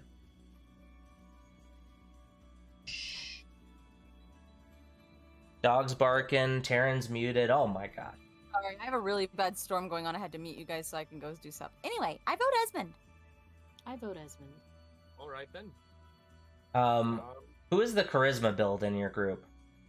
Not me. I have a lot of charisma, actually, I believe. So I will just say, like, in DM mode, I will tell you that typically the high charisma build is the what we would call the face. Yeah. So you don't necessarily have to be the leader per se, but I will tell you, in any situation where some talking has to be done, probably that's going to be, your character would be the best suited. That doesn't mean that Esmond couldn't roll a nat 20 on perception, but you're going to have much better options in talking to people. What's the number below the charisma? Like you have like for example at 0 and then there's a number below. What's the number below represent? That's your modifier. So if I tell you to make a straight charisma check, then you would add your charisma modifier to that. There's skills that are based on your abilities, but your abilities themselves have modifiers in case you're making just like a, very general check. Okay, I just want to make sure. Thank you. No worries, that's what I'm here for. So what do you guys have approached this gate, and you guys are all still sitting in the cart. I want to get out. I'm gonna get out. All right. So literally the second you like go to like sit up, your butt leaves the seat, the gate starts opening. Oh. And then I think so. Make a dexterity saved, Quip.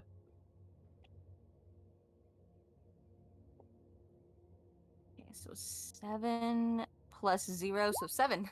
Was anyone else in the process of getting up? Got modified 20. Okay. So yeah, my modified on dexterity is 10, but I don't know if that matters. So on your character sheet, you'll see a section that is for saving throws. Oh. It's above your skills. So for your saving throw, my saving so you have throw is 0 to dexterity. So it would be just whatever you rolled on the dice. 7. Okay. Gotcha. Okay. So yeah, you don't manage to stay up. Like you are getting up, the cart lurches forward, and you fall back down into your seat because you're not expecting. But both Nahasha and Esmond are able to, right themselves in time, and they kind of just sit down. I think that you were quicker to stand up than they were, and so you were more off balance than they were. Of course. And the cart drives you up to the front door, and you see now that the personal guard with the pink tabards, they also have a K on their tabard. The same intricate K that's worked into the lattice of the fence is in dark pink on their light pink tabards. But at the door, you're greeted by a servant who takes you into this like a drawing room or a waiting room, where it is just full of antiques. These couches are like silk couches with ornate wood on them. There are, old china is up on the, in the cupboards and curio cabinets. There is all of this stuff that looks like it was collected over, a long period of time. A lot of this stuff in here looks much older than Sevalia is, right? The Sevalia, the nation, is only about 60 years old. So a lot of this stuff looks to be hundreds of years old. So, at any rate, you are eventually greeted by a slender woman. She is very tall. She's about 6 feet tall. She's a human woman, though. She's wearing a ball gown, like a full ball gown. And she comes in, and she's got a servant like holding her hand, leading her into the room. And she says, "Ah, hello, dears. How are you today?" Great, thank you. She says, "I haven't much time right now. I'm scheduled to meet with the Minister of Finance today regarding a grant he's requesting of me. But as such, I cannot take care of my darling boy, little Benjamin. I promised him I'd take him out on the town. I just need for you to take care of him, and I need for you to run some errands for me as well. Benjamin, come on out." And she claps. And you hear a sound way off in the house. And eventually, barreling into the room comes a huge dog. It looks like a cross between a jackal and a wolfhound. It is giant, and it has a very ornate silk collar on, and it basically tackles her into the couch. And she's just like, "Oh, Benjamin, Benjamin, stop it, stop it, stop it." And the dog is just like licking her everywhere, licking her. And yeah, so he just stoked. The dog is hella stoked. And she goes, "Benjamin, calm yourself." And Benjamin immediately snaps, like he understood her perfectly, and just goes and lays down. He's got this you see now there's this super fancy dog bed. It's got it's like a 4-poster bed that's big enough for this huge dog that's just in the corner of this huge drawing room. So Lady Mona goes on. She says, "You must know already, I'm Mona Kevingstead. What are all your names?" Esmond T. Warvan.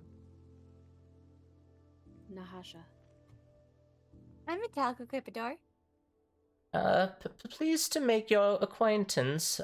Nesta informed me that I would be able to trust you in this endeavor. I need you to run to the market and grab some items for me and make sure their return is safe.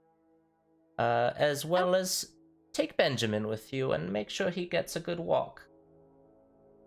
My What specialty, madam. sort of items? That's none of your business. Very well. You will take these writs to the shopkeep, and you will give it to him, and he will give you the items. Make sure they endure no damage, or else I will be very upset. Okay, no problem. We're right on it. She walks over to a cabinet, and she opens a drawer, and she pulls out a leash. It appears to be of similar construction to the dog's collar. It's silk. All of you make a perception check.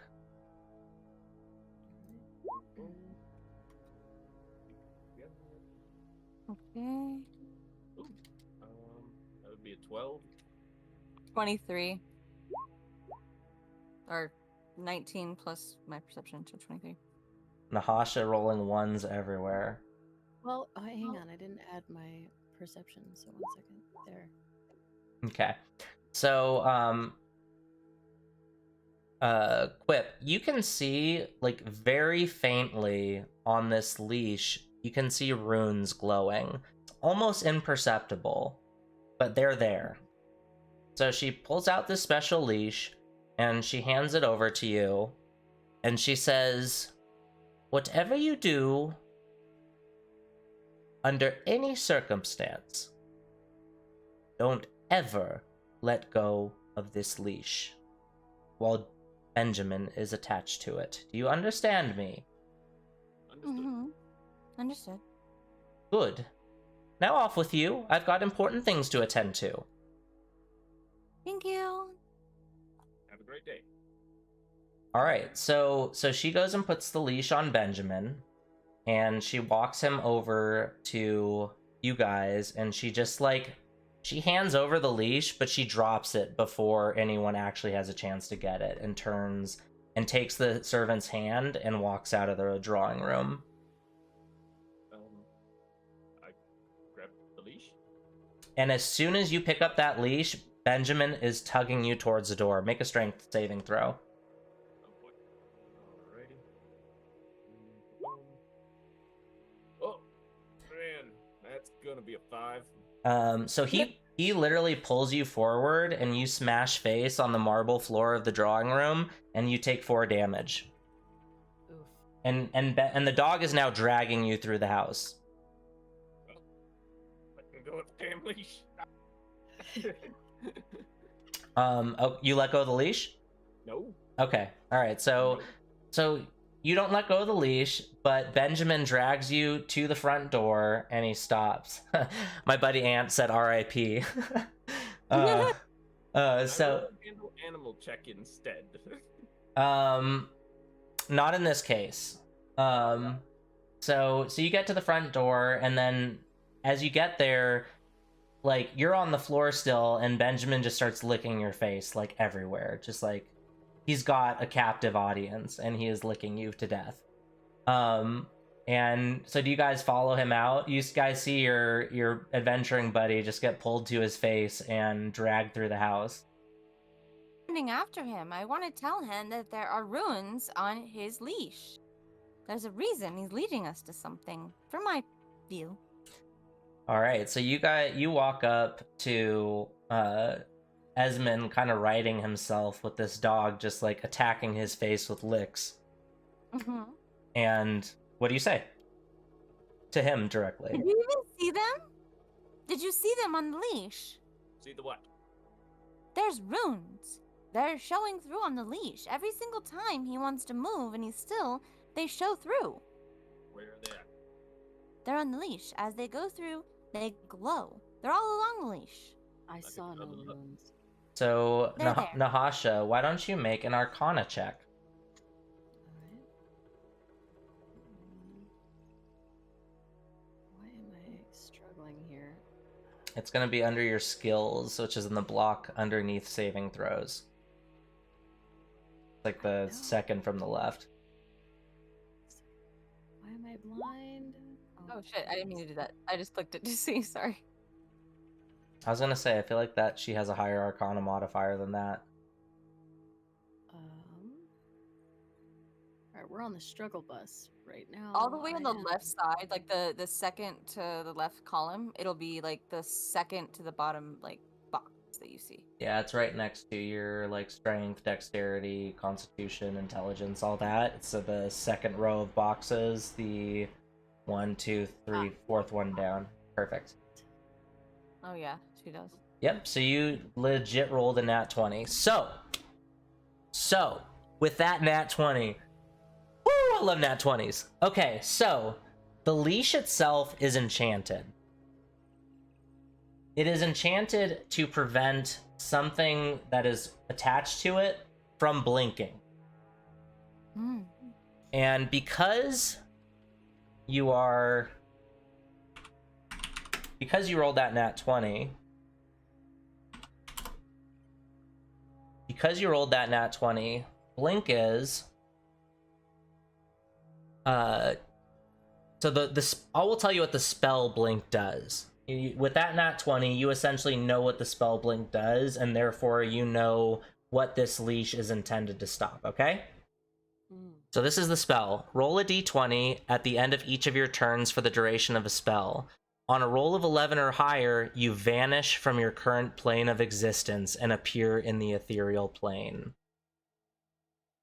Oh, wow. So this leash is enchanted to stop blinking, but it is for her dog. So I'm gonna leave it at that. Wait a moment. I know those runes. I see them now. You understand? You see them, right? I mean, Yes, what do yes, they I mean? do. I know this language. I know what this means. What does this do? Is it Well, if my memory serves me correctly, I believe that it it's an anti-blinking charm. But why on a dog? Well, perhaps Esmond, dog. can you make a nature check for me? let's give it a roll. Let's see. That's gonna be 15. Alrighty. So you realize that this is probably a very special dog, a very rare and special dog called a blink dog, which takes its name from its ability to blink in and out of existence. You are pretty sure that this dog, if you were to let go of that leash, that dog is going to vanish. Okie doke. So I don't let go of that leash. So- Never. So with that said, you right yourself. You walk outside. Your cart is waiting for you. So yeah, you guys hop in, and it starts trundling along towards. Somehow knows where you're going. I guess. I mean, it just starts moving. Okay. It just starts moving.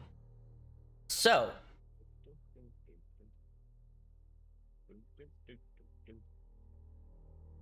So you guys are now heading towards the marketplace in Valerio. It's not a huge market, but it is a busy market. And as you start getting closer and closer, the street starts filling up with people, and the cart stops. And it won't go anymore. So you have to continue on foot, but you're close. You can see the marketplace off in the distance, so you know where to go from here. Alrighty. Now, as you guys continue on, you turn this corner, and there's all these random shops that line the street. They're selling, mundane items like tea, spices, clothing, etc. You aren't quite to the marketplace yet, and you see what appears to be the most cluttered and disorderly storefront you've seen ever. As you get closer, starting to pass by, inside you see various pieces of armor strewn about, with weapons racked up against the walls in a seemingly random order. An overhead canopy has several different trinkets, godly symbols, and other small ornaments affixed to it. Above the door hangs an uneven sign with common scrawled on it, and you can make out the words Ronks, Rarities, and Distinctive Doodads. What do you guys do? Zush, thank you so much for the follow. I really appreciate that. Thank you so much. Is this I should quite like to see what old daggers and weapons I could find in the shop. So this is not where you're going to collect Mona's stuff. This is just a shop you're passing by on the way. Oh, surely we have time for a slight detour. Quip, Esmond? They have books? Do you think they have books? They might. They could. I want to go. Let's go. Think they allow dogs? Only one way to find out. Alright. All right. I open the door. So you attempt to open the door, which actually only opens like halfway to admit you. And as you attempt to step past the piles of objects and tools on the floor, a small, hunched over goblin hobbles out to greet you. As you look this goblin up and down, he doesn't strike you as a shopkeeper. His gnarled stick, which seems to serve him dually as a cane and as something to whack shoplifters with, is full of rot and fungus. His left leg drags behind as he walks. Other than the monocle in his left eye, you have no indication that he's anything other than another goblin trying to survive. I would like to greet the goblin in his native tongue, being one of my languages. Yeah, so you, what do you say to him? I say good morning. Would you happen to have any old daggers or ancient books by chance? One of his eyebrows raises as he looks on at you, and he says in common, "You're too pretty to speak goblin." Oh, I respond in goblin. Thank you, but if only you knew how old I actually was. He says, and now in goblin, he says, "Try me." I'm approaching 429, I believe. She's old. His other eyebrow raises, and he says, "Still look fresh to me." Well, I do tend to get my beauty sleep at times. So he now starts in common again, and he says, "This is a little bit of a different kind of place. This isn't exactly a store. I don't sell stuff. This is my collection. I am in the business of trading up. Do you know what that means?" You're a barterer. Yeah, well, sort of. More like, I've got my eyes on certain things, I got my eyes on certain things, and what I want to do is, I want to trade some things for those things. So, you guys look like a pretty strong group. So what I'm going to do, I'm going to take your information, okay? And I'll get in contact with you when I want something. And if you bring me what I want, I'll give you something you want in return. Do you have a calling card? He hands you a business card that has on it a gold R. He says, "What about you? Where do you stay?"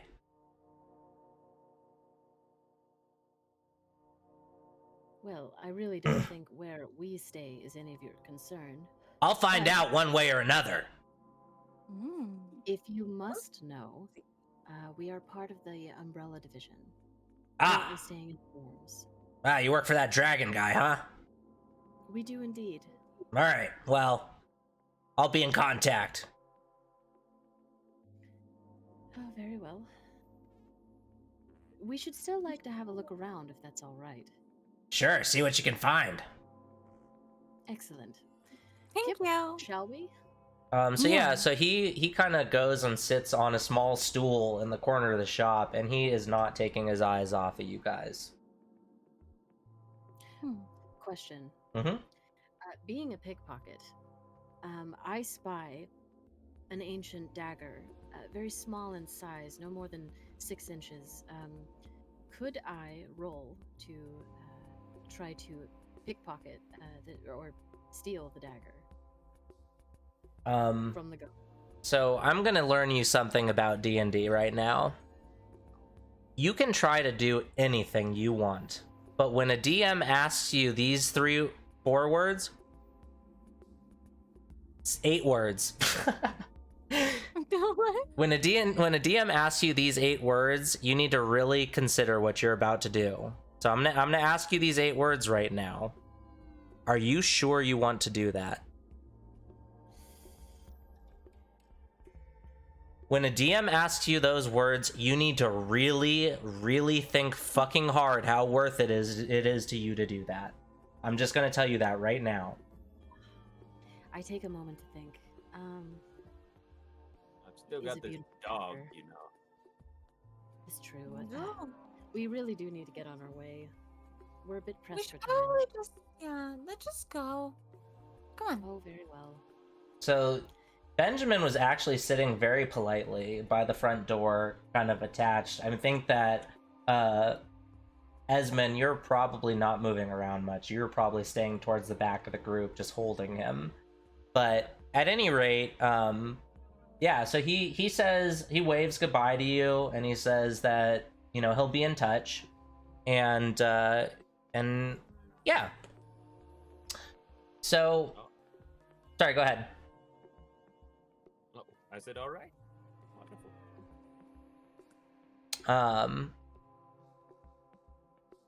So yeah. So sorry, let me make sure I didn't miss anything for us. Cool. All right. So you guys head over to the named merchant who you're supposed to be picking up these items from, and you hand him over the writs, and he looks it over and he says, "Ah, yes, I have these items prepared for Miss Kevingstead. The lady should like them very much." And he goes and he starts packing up these items. So you see an old, ornate looking violin, an oversized but very delicate porcelain teapot, and a bar of plain looking metal that's roughly 8 inches long, and it doesn't look to be very heavy. It probably would be about half a pound. So he's handing, who is holding these items, and how are you holding them, or what are you doing with them? I should like to hold the metal. I'm quite curious. But It that's seems fine. like a very decent metal. It could be blacksmithed into a beautiful dagger. I'd like to learn about it. So we'll hold something. So the shopkeep says, "Oh, Miss Lady Kevingstead didn't tell you about these items. They're quite wondrous." Indeed. Uh, How so, if I might ask? Well, he says, well, if you're interested in purchase, this violin is one which has been enchanted to play itself. That teapot there is a teapot which will make liquids hot when poured into it. You see that rune etched in by the lid? If you touch it, it will magically seal the pot, so no liquid can escape. That metal there, it's called a magic bar. If you concentrate hard enough, you can change this bar into some kind of tool or object with the same weight. So like perhaps a small knife, a fork, or a small saw, etc. It's very useful, very useful. That's pretty cool. Would you like to order any of these items? As a matter of fact, I would. Would you happen to have another of the metal bar? Well, I would. These are very unique items. They require ordering. The metal bar is 800 gold, and I would require a 200 gold down payment to procure that for you. Ah, I see. The Everhot pot is 800 gold as well, and I won't require any down payment because I know I would sell it anyways. The violin is 1200 gold and would require a down payment of half. And the metal bar? That is 800 gold. Outright? I would require a $200 200 gold down payment. But at this moment in time, you have no spares in the back. It's only... Not at all. Yes, I would need to place an order for any of these items now. Very well. Should we be on our way, Esmond? Kip? So I'm ready if you all are. All right, so how are you guys? Who is holding what? Otherwise, so you guys, Nahasha is holding the bar. Who is holding? I'll hold the violin. Okay, and then that leaves the teapot. So how are you guys holding these? Are you just holding them in your hands? Are you gonna try and put them in your pack somehow? Like, what are you doing? Because these are, Esmond is already holding the leash with the dog, which Teapot is very actually, valuable. That's actually very valuable. I think we should switch the metal bar over to Esmond. And I think No, he's... Oh, Kip, he's got his hands full. This is an item that A needs to be teapot? protected. but he has Surely a I could- teapot. Oh, yes, but surely I could hide this away in my coat to keep it safe. Can you still hold being the a- teapot? But you can't. Can you hold the teapot as well? Yes. Cannot. Thank you. And All right. Yeah, and can teapot. she? Can she? Yeah, yeah. I mean the Okay, that's fine. the metal bar is like an 8-ounce metal bar, Okay, so that theoretically could go into a pack or perfect. something. But the teapot is made of delicate porcelain, and the violin is an basically an antique instrument. So I'll be I holding the violin in position so that it remains safe on cool. my shoulder. So like literally as soon as you hand over that teapot, Benjamin looks up at you and just you see that the like the runes on the leash are starting to glow. And Benjamin looks up at you and goes to take off. Make a dex saving throw. Yeah, okay. All of us? No, just Esmond holding the dog. Okay. Where's that at? Boom. Let's see. Oh, wonderful. That's going to be a modified 20. All right. So you see him look up at you. You guys lock eyes. You see the runes glowing on the leash, and you hold fast as you know what's about to happen. And he doesn't run off. And you guys get all of your stuff together, collected, and you guys are heading out towards the end of the marketplace. And this you get approached by a figure in a cloak. Now it's daylight. You can see it is a nasty looking, dirty old man. This guy looks dirtier than anything you've seen, even being on the boat for 40 days. And as he talks, he appears to be extremely inebriated, and he says, "You, noble, bad bitch. Karen said, bitch, give the dog." Question. Do I know this man from working underground in Glario? When did you work underground in Glario? Would have been about 150, maybe 150 years back. Is he human? He is a human. Well, he appears to be a human, yeah, and he, you don't recognize him. Okay.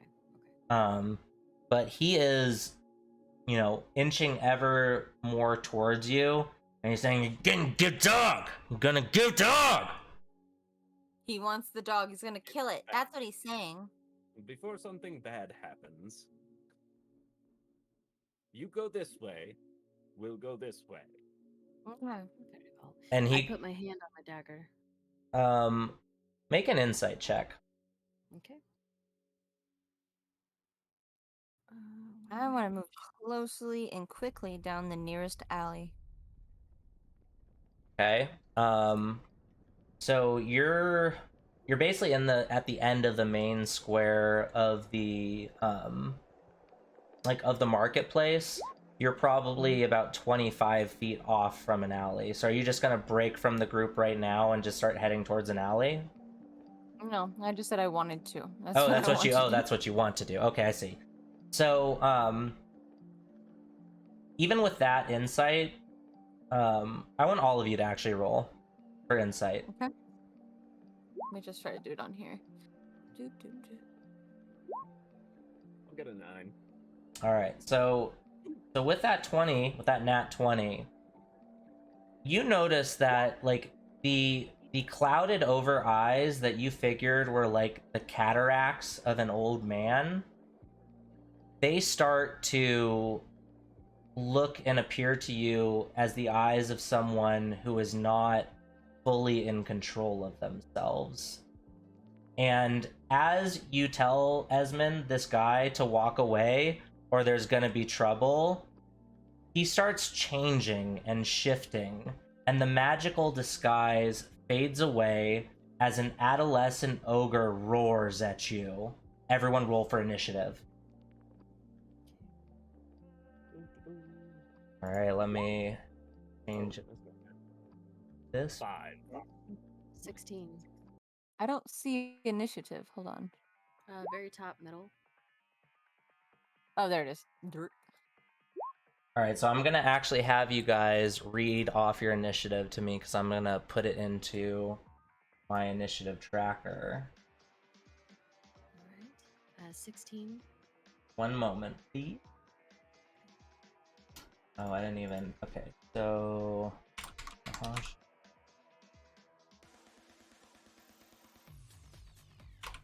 You know, you think you prep everything, and then you realize that you forgot that one thing.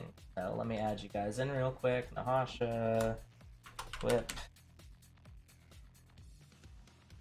and Esmond.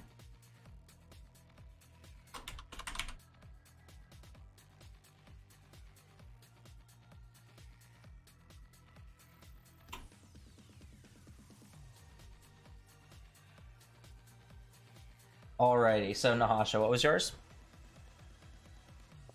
It was 16. Alright, Esmond? 5. And Quip? 13. E. Alright guys, so I'm going to switch us over to our battle mat. So as this happens, everyone that is in the marketplace scatters. So on your Roll20 screen right now, you're going to see a battle map of the marketplace. I'm going to move you guys to kind of a location where you guys were. And then we are going to put some ogres on the map. So as I was saying, so as this guy starts to change and shift, you see that there's like 4 other unsavory looking characters around who also start to change and shift. And it appears as though there are 5 of these adolescent ogres who are here, and they mean business. And with that happening, like everyone else like just scatters. All the humans that are, you know, in the marketplace, it's all these white squares with people in them, they're all running away. So moving through those areas will be difficult terrain, which means that you have half of your speed. So if you try to go into the alley over here, or up on the backside, yeah, any of these alley areas are going to be difficult terrain for you to get through. So I can't see anything you're talking about at all. I'm so sorry. I see it on his stream. yeah, it should be on your Roll20 screen. It's not. It's just It's just the northeast, south, and west thing. It's nothing else. Oh, I know why. I'm sorry. I'm sorry, guys. Now you should see it. There it is. Okay. Sorry So about can you that. just go through that one more time, please? Yep, I sure can. So what I was saying is you'll see like you know, around there's like little tokens that are in white squares that are all the humans that are like running away from the marketplace right now. So if you were to try to run through any of these alleys, these areas are what are classified as difficult terrain. So you would only have half of your movement speed. So on your character sheet, you'll see, so each of these squares on the map is 5 feet. So if you have, you know, 15 feet of movement, you can move 3 squares. So, Question. So, If someone were to grab the leash, as long as there is a hand on the leash, does it matter who is holding the leash if they remove their hand? Like, for example, if I were to take the dog from Esmond, and he could then pull out his bow and arrow and be useful with his archery. yeah, except for the fact that you're holding a delicate porcelain teapot that is about the size of a basketball.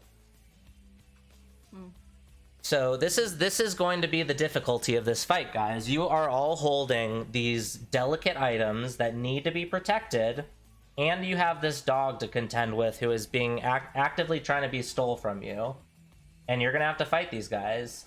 So that is the challenge. So with that said, they didn't get a surprise round on you because you got a good insight check. But let's see who's first. Looks like Adolescent Ogre number 4 is going to be first. But let me just number these guys on my end, and then we'll move forward.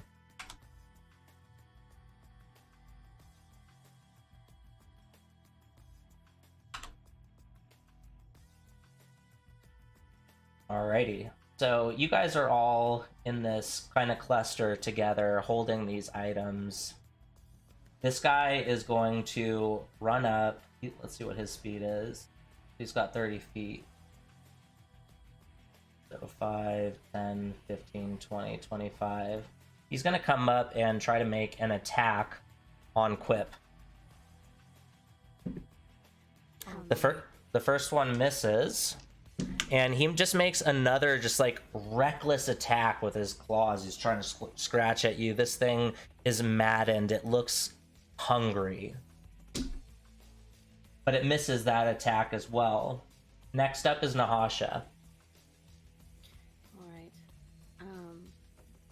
I, in one hand, gently tuck the teapot underneath my left arm. Okay. And take my dagger out in my right hand. Okay. I'm gonna go for his throat. All right. So called shots, like if you're calling a shot, you need to roll a nat 20 to hit the shot. If you're just making an attack, you'll roll, and if you hit the AC, then you'll hit the shot. Okay. But I'm just gonna roll for an attack. Okay. Would be... Hold on. Now, I'm I gonna just before you do anything, I want to remind you that tactically, you are the squishy character of the group, and you are just as close as you are the ranged damage of the group, and you are just as close as everyone else to all of the enemies. So it might be a good idea to possibly think about changing your location. All right.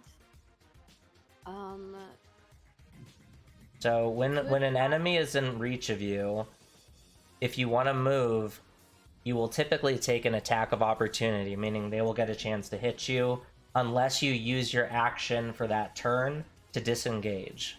So you would essentially be using that turn to make sure you don't get hit and to move yourself to a different location so you have a better battlefield advantage tactically. I would like to use actually one of my cantrips. Okay. I would like to use Minor Illusion. I would like to create a distraction by the stairs to see if the ogre will turn towards the distraction, allowing me to run away near that cart there with the 3 crates. Okay. So you're making it the distraction over here where I'm... So if you click and hold on the map, you can actually ping a location. I would like to make a distraction right here. Okay.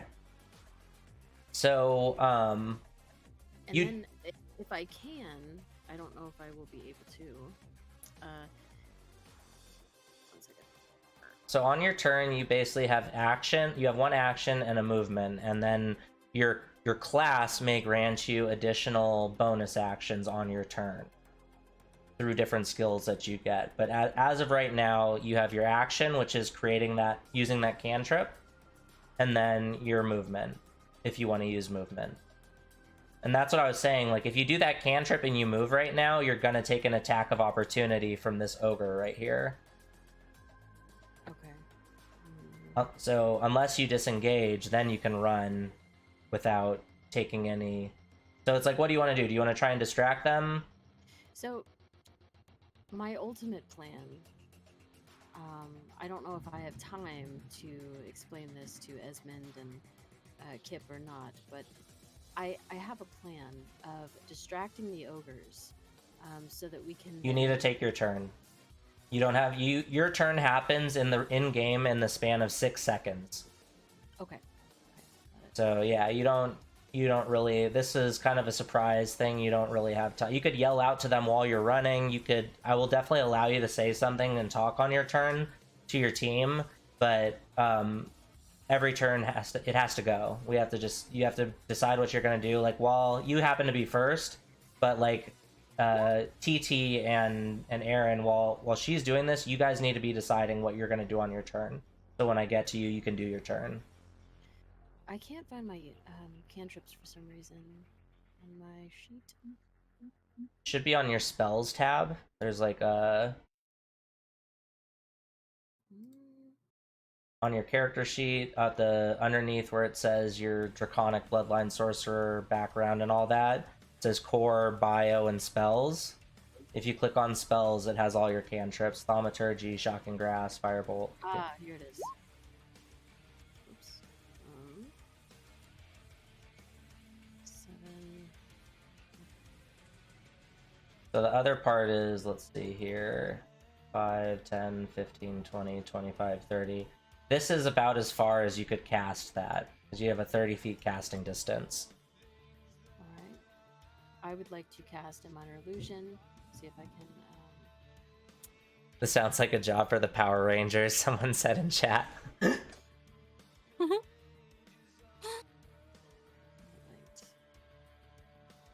I guess I suppose it won't let me roll on the. You don't, I don't believe you roll at all for a cantrip. Let's see. Because things can pass through, if creature uses action to examine the sound or image, they can determine. But it's a cantrip, you just cast it. So what is your illusion? You create a sound or an image of an object within range that lasts for the duration. So what is your distraction?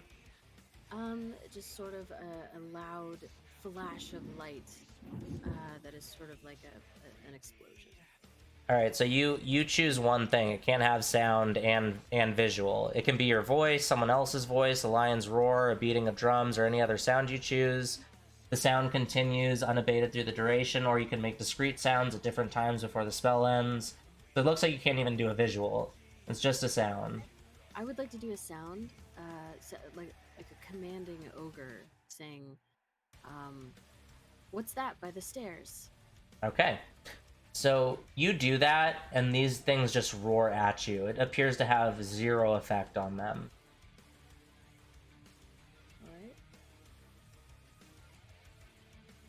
Alright. Would you like to do anything else for your turn in terms of movement? I believe, Aaron, if you know, I think you might be able to cast you can use a spell and a cantrip on the same turn. And you can always take a 5-foot step away from something too.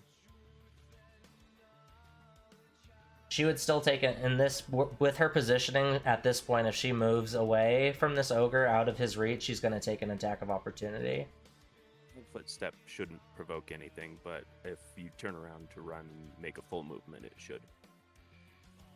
I think it's just if you move out of range, period.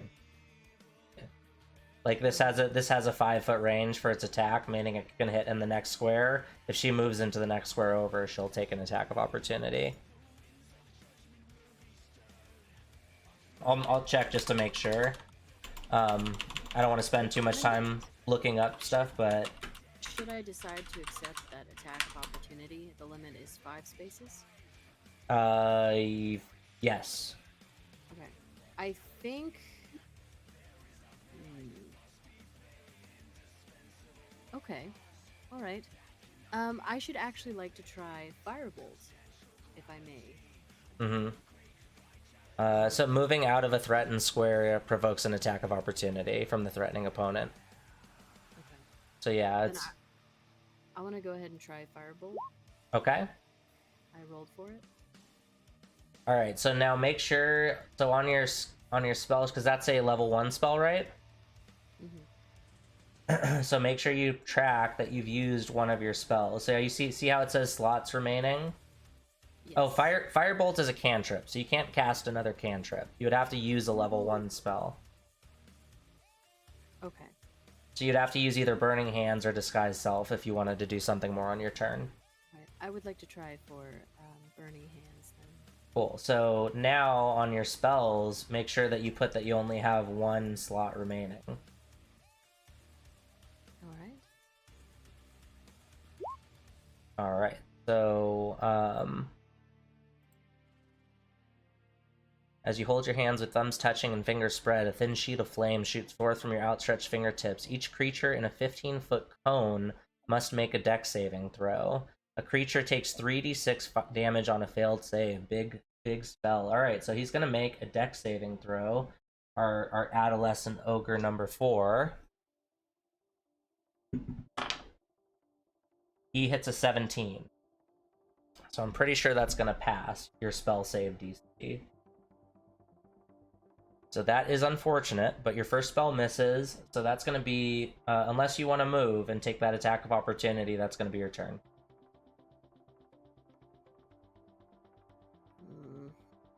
You have 5, 4, 3, 2, 1. I'll stay Okay, where I'm at. so next up is going to be Adolescent Ogre number 3.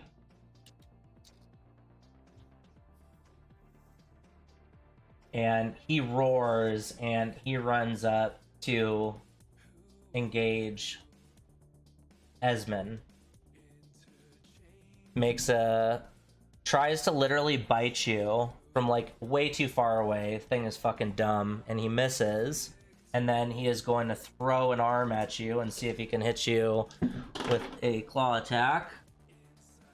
Does a 13 hit? Nope. Alright, so he misses with that as well. Next up is Quip.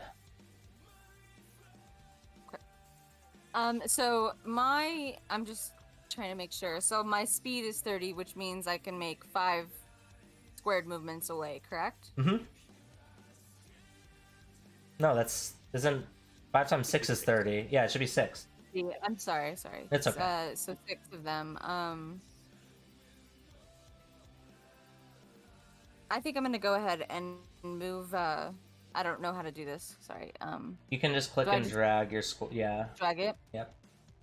I don't know which one is coming. Is it the same one? The third? The three?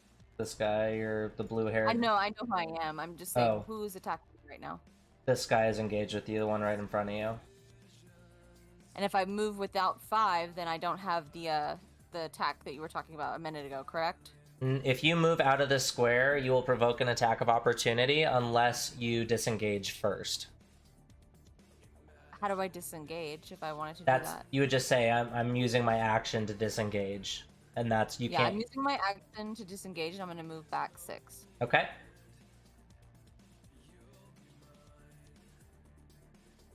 Alright, so that's going to be your turn. Next up is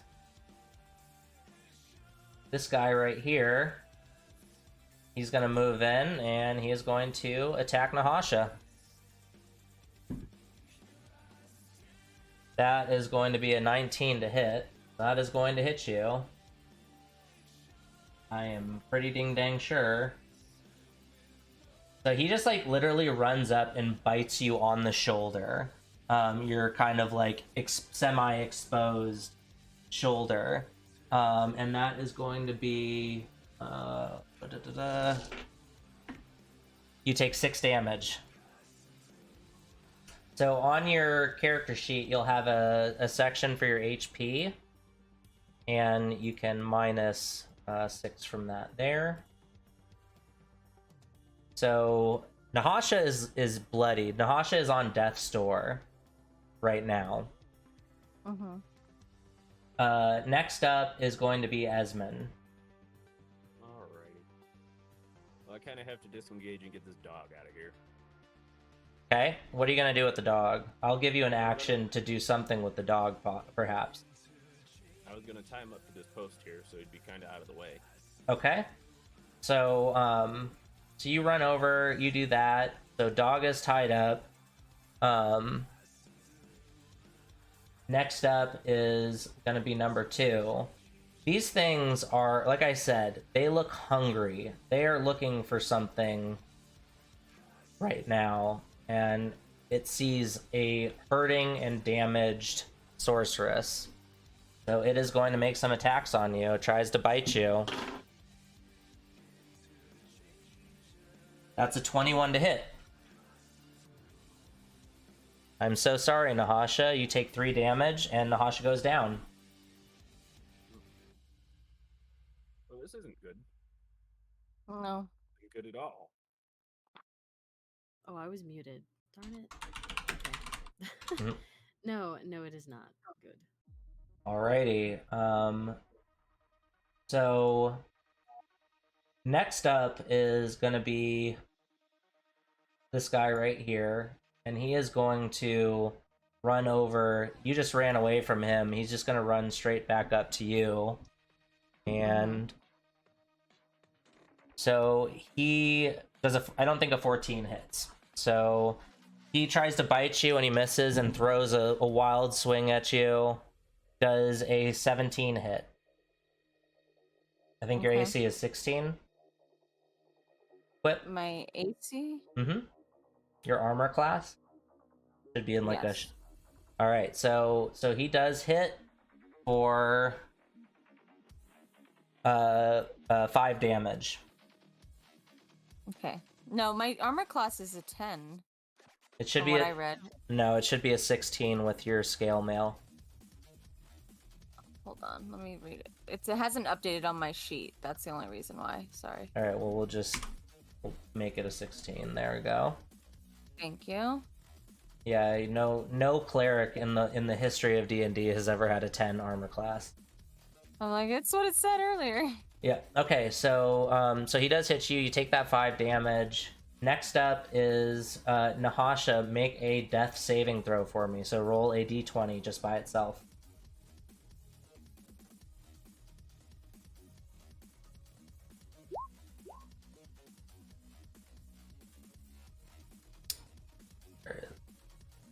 Oof. All right. So a nat 1. Not on my side. This is why I don't use the roller in d20 and roll 20.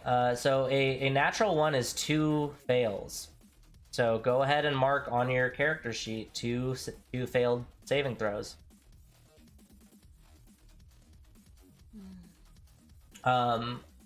So Quip, you see your friend go down, and her body is looking cold at this point. Yeah.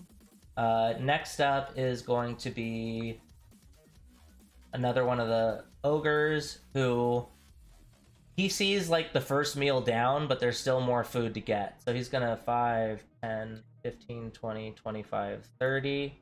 He's gonna come and try and attack Esmond. Does a 16 hit? Yep. Alrighty. I want you guys to remember you got those health dots BBs. That's gonna be 3 damage. And he takes a bite. You know, you probably put up your arm to kind of block it, and he bites your arm and just throws another punch.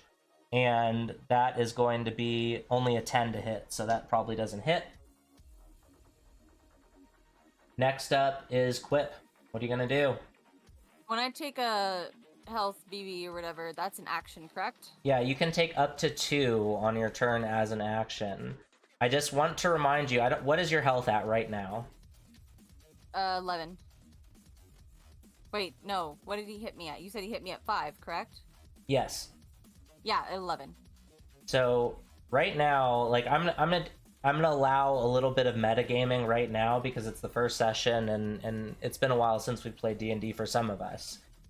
Right now. You mean, okay, I'm so sorry. I don't mean to interrupt you. You mean my hit points or my armor class? Your hit points.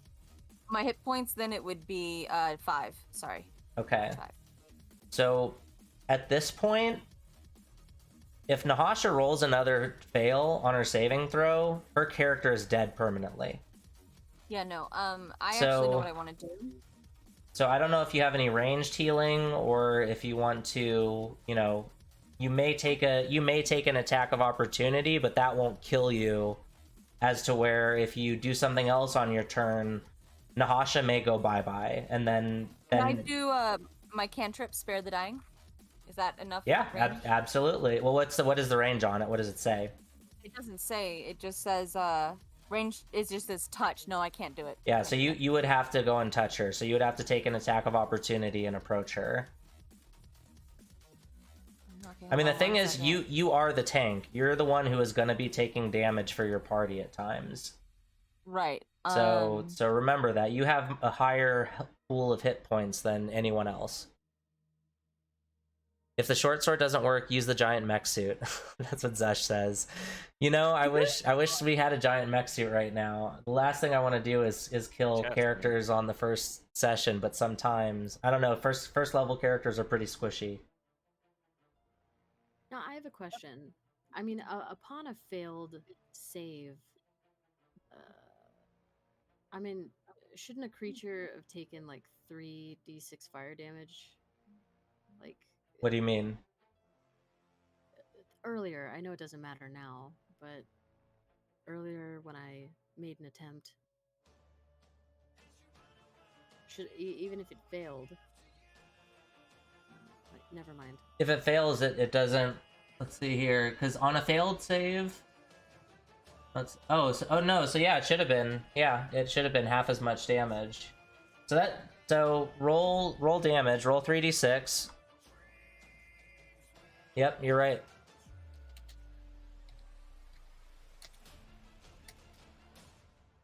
So it was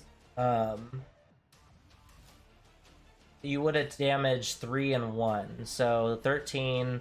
So that's gonna be 7 fire damage to 3 and 1.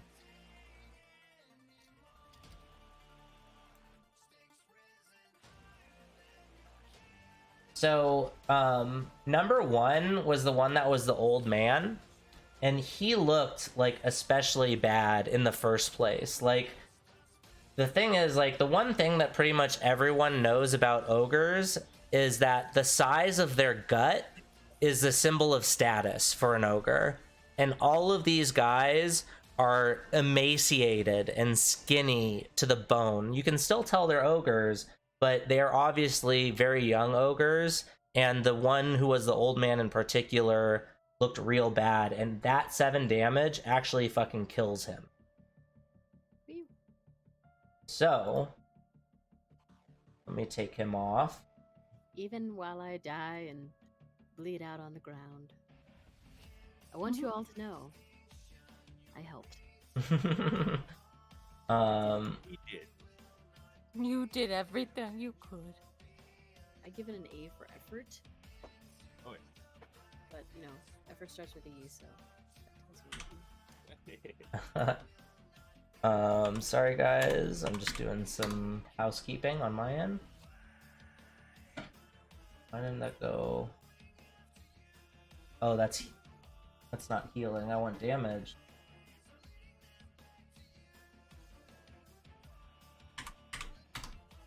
There we go. Okay. So, and number 3 here, or this guy over here, who also would have taken that damage, he is bloodied now. So he's looking really fucking bad himself. Alrighty? Okay. So, with that, Quip, it was in the middle of your turn, right? Yeah, since that's all taken place, I'm gonna go ahead and use a spell, if I can. Okay. I don't know if I can, but I'm pretty sure I can. Guiding Bolt. Okay.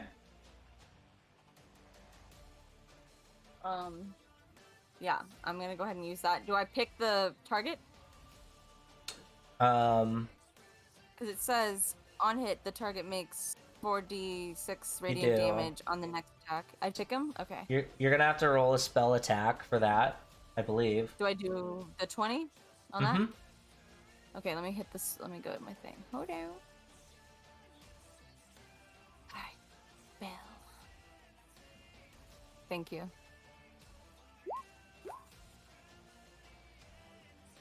Got it? Okay. Oh, sorry, I didn't mean to roll. I didn't mean to click that. I just wanted to look at the spell description. So what was your roll? I didn't do mine. So Okay. let me go do mine.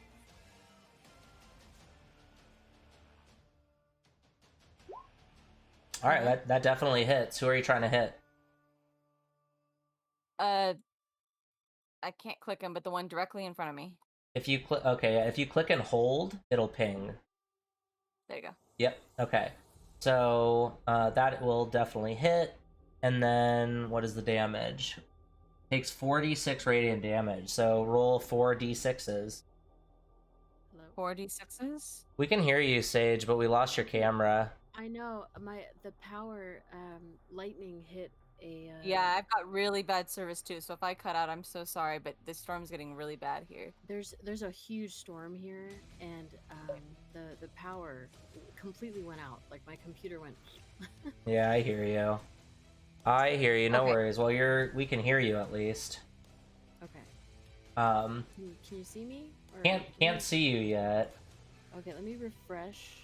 Yeah, maybe if you refresh the whole page, it might help. So you're hitting that guy right in front of you. That is 15. 15 damage, you said? Yeah, I did 4d6s, 15. Nice.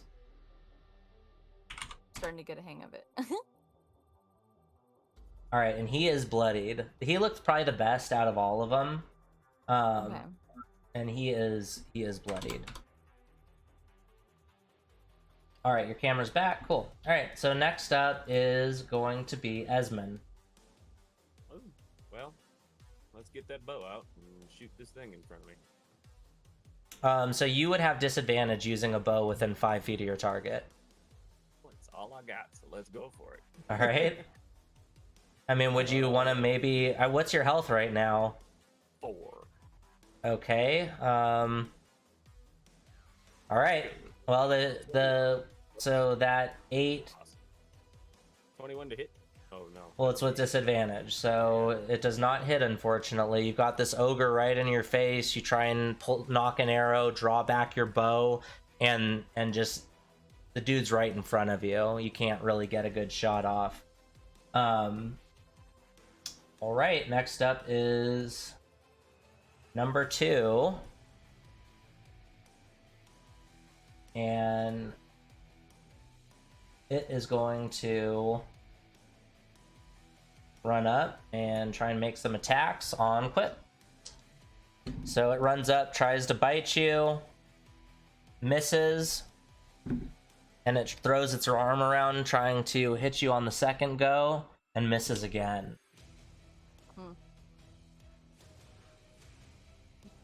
Next up is the guy who is right in front of you. Wait, did you killed him, right?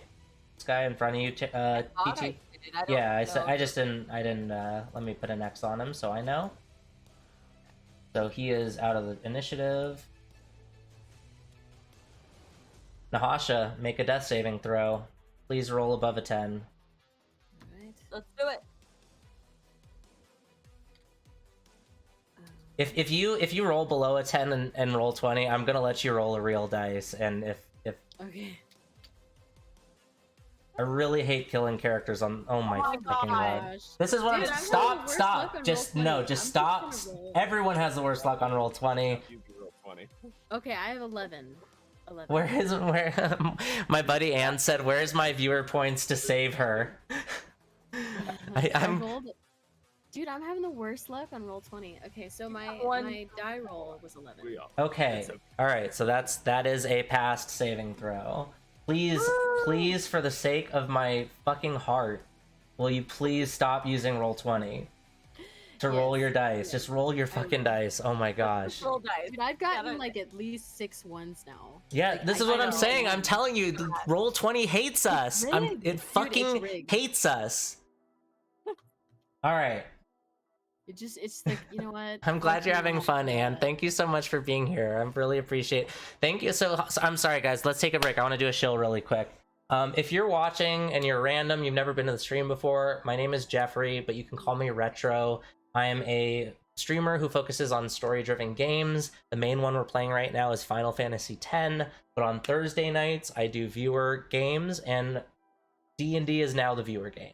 So, I hope all of you come all the time to check out what happens in the adventures of these 3 characters that we're getting to know, and hopefully none of them die during the session.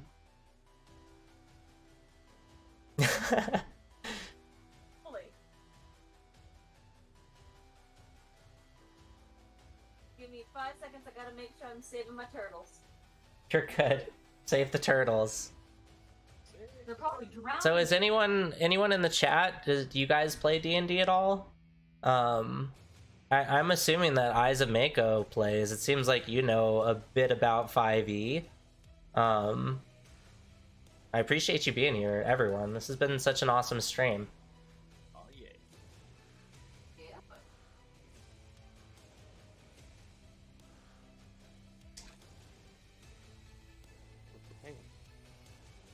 Ah, man, this is a smoothie that is no longer smoothie. It is now just liquid. Oof. Lumpy liquid. Still tastes good. Yeah, yeah, I may have a problem. My brain shouldn't have this much useless D&D material stored. You know, my brain doesn't have enough room, and I still have too much useless D&D material stored. But it's mostly DM stuff that is useless to me actually being a player. So, but we appreciate you being here on this stream. I'm stoked. I hope you're having a good time. Right on.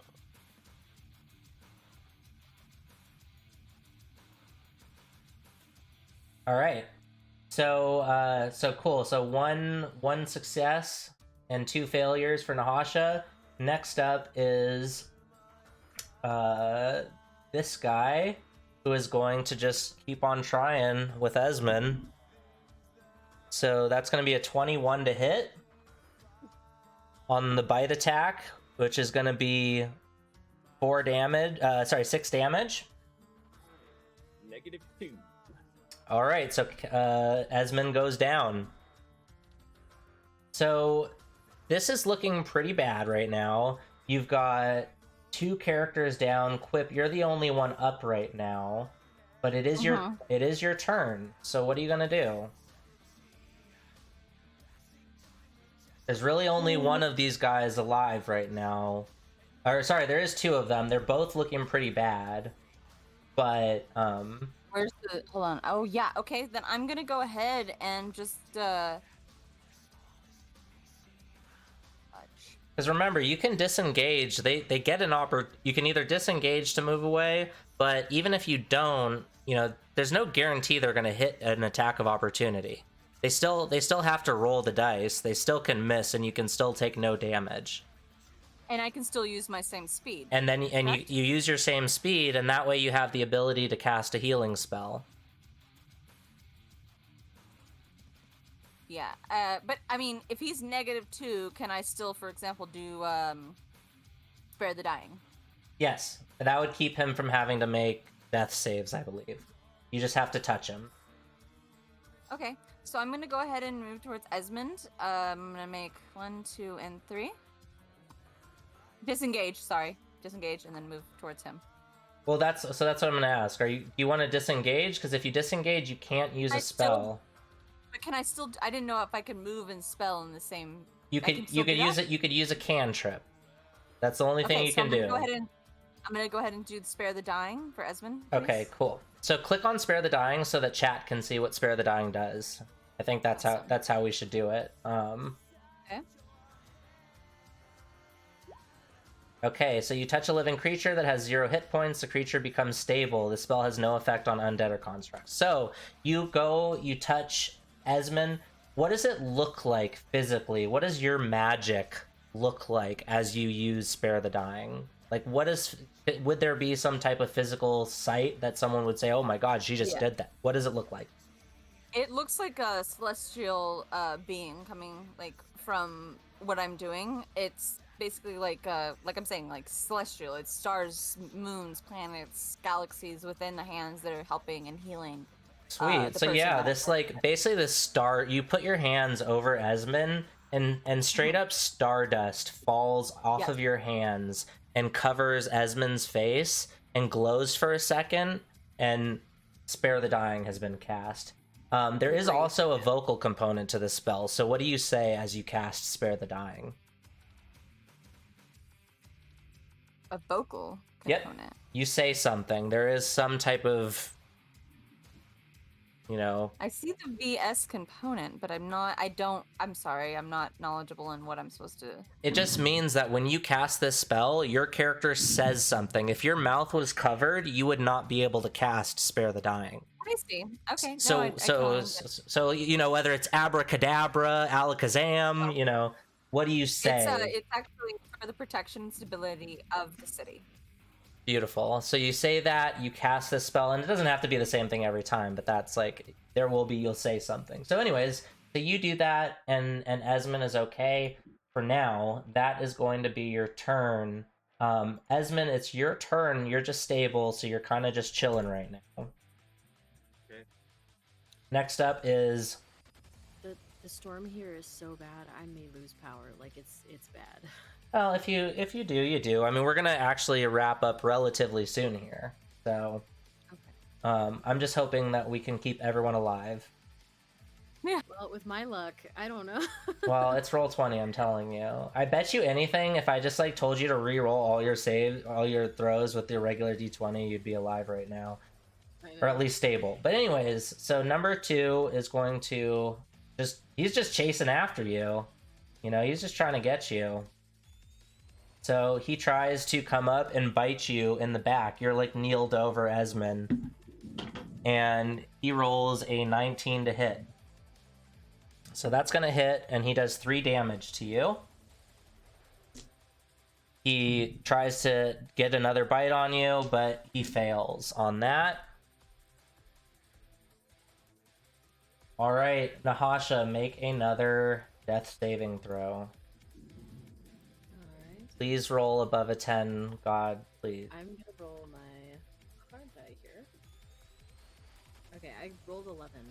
Okay, beautiful. So that is, so that seems like a lot of people are having trouble right now. Sage, like my buddy Advice Guy, he just said, I'm trying to watch the stream, but I think I'm running at 160p. So I think that there's some internet issues going on in a lot of places. Because you're in the Midwest, right, Sage? Yes. Yeah, that's where he is too. He's in Illinois, so I believe Illinois. Anyways, regardless, let's keep on moving. So you have 2 saves and 2 fails right now. Next up is Can you hear this thunder? Like Yeah. it's I can hear something. my Yeah. house. My walls are shaking. Like it's so bad. it's good D&D ambiance for a battle. There you go. Okay. So it's this guy. He is going to move up and try to attack Quip. That's gonna miss. That's also gonna miss. Alrighty, so next up is Quip. You're basically kind of like boxed in by these ogres, but you have a stabilized player right next to you that you could, do something with. But what do you want to do?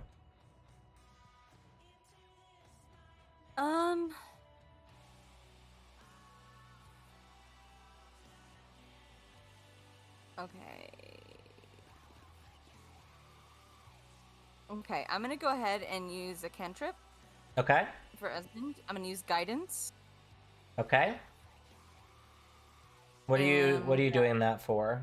What's your goal with that? Wait, hold on 1 second. I think I'm reading it wrong. Just give me 1 second. Guidance gives him a buff to his saving rolls or checks. Yeah, no, that's not the one I was thinking of. I apologize. Honestly, I think I'm gonna go ahead and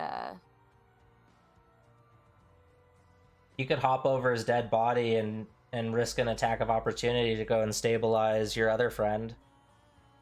But you are pretty low health, I believe, right? I have 5. Okay. So yeah, you could definitely. I will tell you, if we have a mod in the chat right now, can we ban Ulimon? I don't know if anyone's. I think I'm gonna have to do it really quick. Yeah. Sorry guys, hang on. There we go. Thank you. Alrighty, so yeah, what do you want to do? And I'm sorry the stream is such crap quality tonight, Advice Guy. Thank you for like trying to be here. You are the VIP. Honestly, I think I may go ahead and go over move. Okay. Wait, let me just see. 1, 2. Can I move in squares where there's some one is occupied? You can't move through the space of another of the ogre. Like that's what I was saying. Like I'll allow you to hop over Esmond's dead body, But if he was standing up, like there are certain characters and certain things that have the ability to do that. But as a regular size, person, you do not. Right. But I'm gonna go ahead and do that then. And I'm going to go ahead and but I mean she's what is her health right now? What's your Whose? health? Pardon? Whose health? Nahasha. Nahasha, sorry. she I was ha- just trying to think of who I'm talking about. She has no health. Everyone besides you is at 0 HP. The only difference is that Esmond is currently stable, and Nahasha is still. If Nahasha fails the death saving throw right now, her character is permanently dead. No, let's go ahead and I'm perform not the in a clip happy on her place. Spare the Dying, please. So just so you know, you did that attack of opportunity did hit. So Yes. you take 3 damage from that. Okay. So you're gonna do spare the dying. Yes, please. All right. So you are stable, Nahasha. You still have 0 HP, but you're just chilling. Now, what do you want to do for your action? Because that was just a cantrip, so you are able to cast a spell as well if you wanted. For my action, I'd actually like to pop. No. I'm not talking to you, Nahasha. I'm talking to Quip. You are dead, Nahasha, right now. You're just like you're not like dying, you know? You're not in danger of being permanently dead anymore, but you're unconscious. Yes. But wasn't my action moving the squares? Nope. You Okay. have on your turn, you have movement and an action. Casting a cantrip would count essentially as a bonus action. Okay, well, this is my last spell slot for the day. And at this point, I think I'm gonna go ahead and do guiding bolt again towards the 2 over here, please. Okay. Which are you? Does guiding bolt? Let's see. Creature of your towards choice. the So, model, though. well, it's just So one of creature- them. Yeah. So you have to You choose. need this one right here. Alrighty. Let's see here. I will tell you that the other one looks a little worse off, but they're about the same anyways. I'd prefer to do this one, please. Okay. So go ahead and make your spell attack roll. Okay.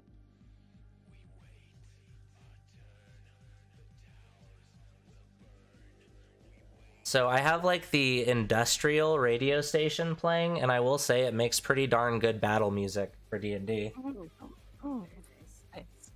Okay. So what was that hits for sure. So do the 4d6. Okay. Hold on.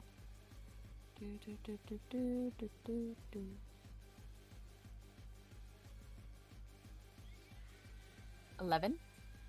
Alrighty. So that takes him down.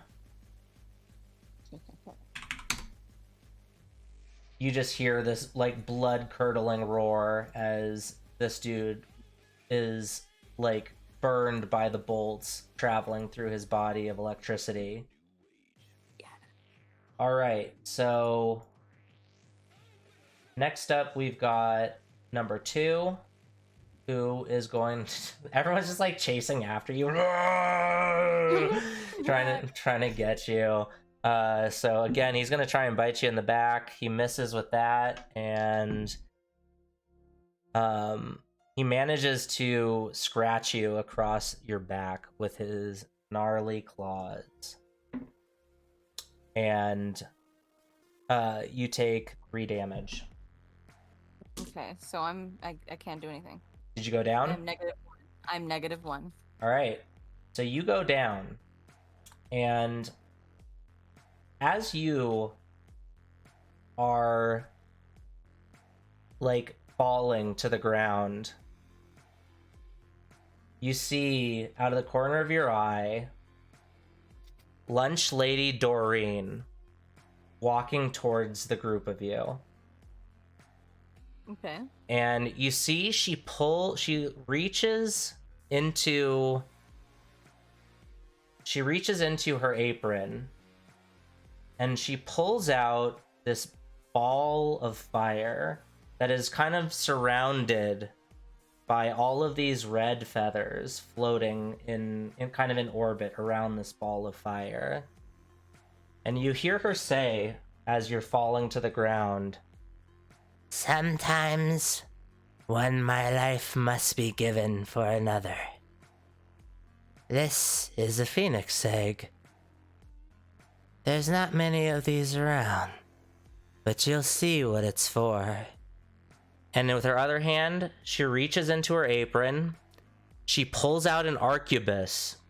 She shoots the ogre in the head. And then she shoots herself in the head.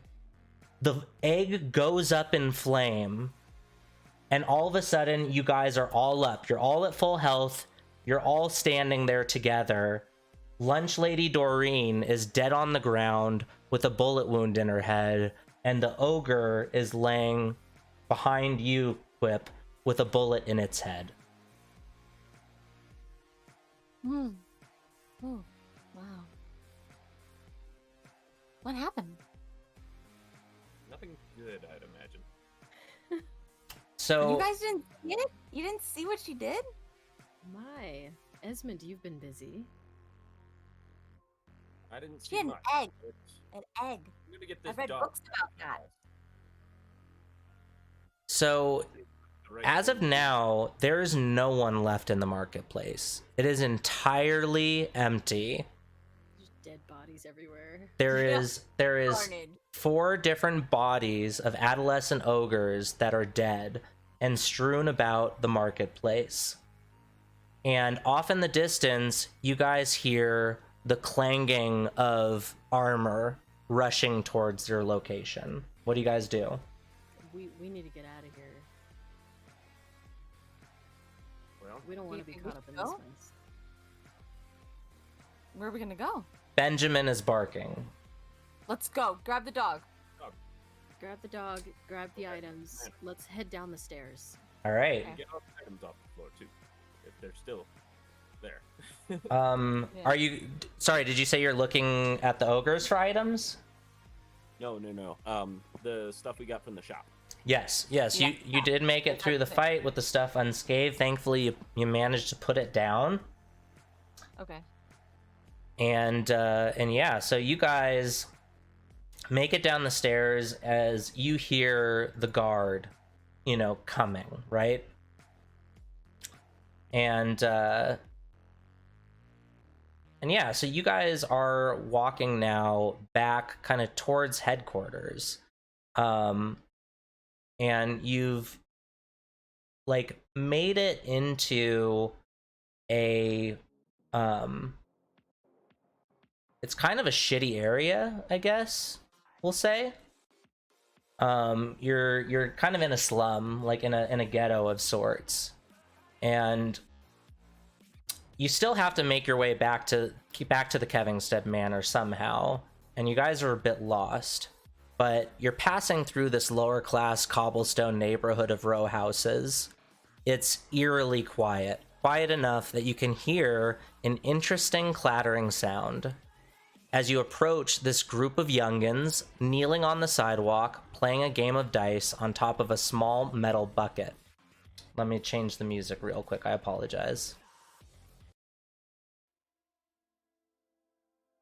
I do love a good hustle. There you go. So they're playing this dice game on top of a small metal bucket on your right. They're all dirty and all look unbathed, wearing hemp clothing and cheap sandals. They're engrossed in their game, and one is loudly insinuating that one of the others is cheating. As you all move around them, Nahasha, you hear one of the children calling out to you by name, and you realize you don't hear the kids arguing anymore. In fact, everything is entirely silent. What do you do? I approach the child, having a background, sort of in the underground. I recognize the child. No, you don't. Oh, okay. I will allow you to ad-lib certain things about your story for sure, but you're not going to just decide you know people. That's not going to be a thing in my campaigns. I didn't mean to. Okay. I approach the child that seems to know me. Okay, so you hear this child calling out to you by name, and you turn to look, and as you do, you feel an odd sensation as time around you fractures, and the movement of everything becomes glitched and jagged, moving quickly back and forward seconds in time. As you look towards the voice, one of the children, whose back was to the wall facing the street, is now standing and staring at you. His hair blows about his head as though he was standing in a strong wind, and his eyes are completely neon purple. You blink, and when your eyes open again, standing in the place of the child is an old crone, eyes shining with the same light. An owl flies to her shoulder, seemingly from nowhere, and looks at you with piercing orange eyes. Both the owl and the crone seem to speak in unison, in a deep voice that emanates in a chorus from their mouth and beak respectively. But you can't make out what it's saying, and as you try to make sense of all this confusion amongst the unintelligible droning of this voice, strange images start flashing in your brain. A gleaming white monolith rising up out of the ocean, waves crashing against it. The image flashes. You feel great anger as you quickly travel through miles and miles of subterranean tunnels in almost pitch darkness. The image flashes. You see a crystal orb, a crack, forms along its center, and it shatters. The image flashes again. You see a cherubic baby holding a small golden bow with heart-tipped arrows. He draws the bow when suddenly the skin and muscle tissue start melting from its skeleton and it falls to the floor. The image flashes again. You see two great warriors from different lands clashing, tired and bloodied, surrounded by a raging war. The image flashes a final time, and you see 10 beautifully ripe, untouched peaches put into the ground, covered in dirt, and soon after, a disgusting black vine snakes its way up out of the soil, starts branching out and covering the soil entirely. And then the voice becomes clear, but it's not one you recognize. It says, "Beware of the beguiler, beware of the actor, beware of the emissary, beware of the mountebank." You blink, and when you open your eyes, everything is completely normal again. And that's where we're going to end our session. Oh, that's just cruel. That's just cruel. I'm all like focused. That's really good. Thank you, guys. Thank you. That was an amazing session. It was so much fun. Thank you to everyone who has been watching throughout this. Thank you to everyone who has liked and followed and subscribed. Thank you, Zesh101. Thank you, Anthony SoCal. Thank you, Moisture Snake. Thank you for the biddies. Thank you, Eyes of Mako. Thank you, Blackstay Raug. Thank you, Cryptic Fox. Thank you, Fluxion, for the subscription. Thank you for the biddies, Readamus. Holy shit, that was a lot of stuff to read off. Thank you so much, everyone. I love you. Mwah. Homies, stay on Discord. Homies, stay in the chat. We are going to find someone to raid right now real quick. So just give me a moment. Happy birthday. Thank you. Yay. Thank you. I love you all. This was such a freaking blast. Can't wait for next time. But let's see here. We're going to go and raid Readamus because I love Reed and he's always fun to watch.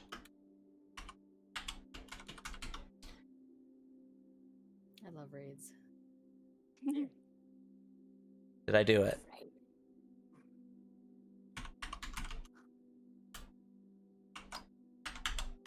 Let's try that again. There we go. You can do it. So please join the raid. Remember, you guys are ambassadors of my channel. Please be nice and friendly. And when you get in there, say hello, everyone in chat. Thank you, thank you, thank you. Yay. All right, that was so much fun, guys. Yes. All right, let me disconnect from the...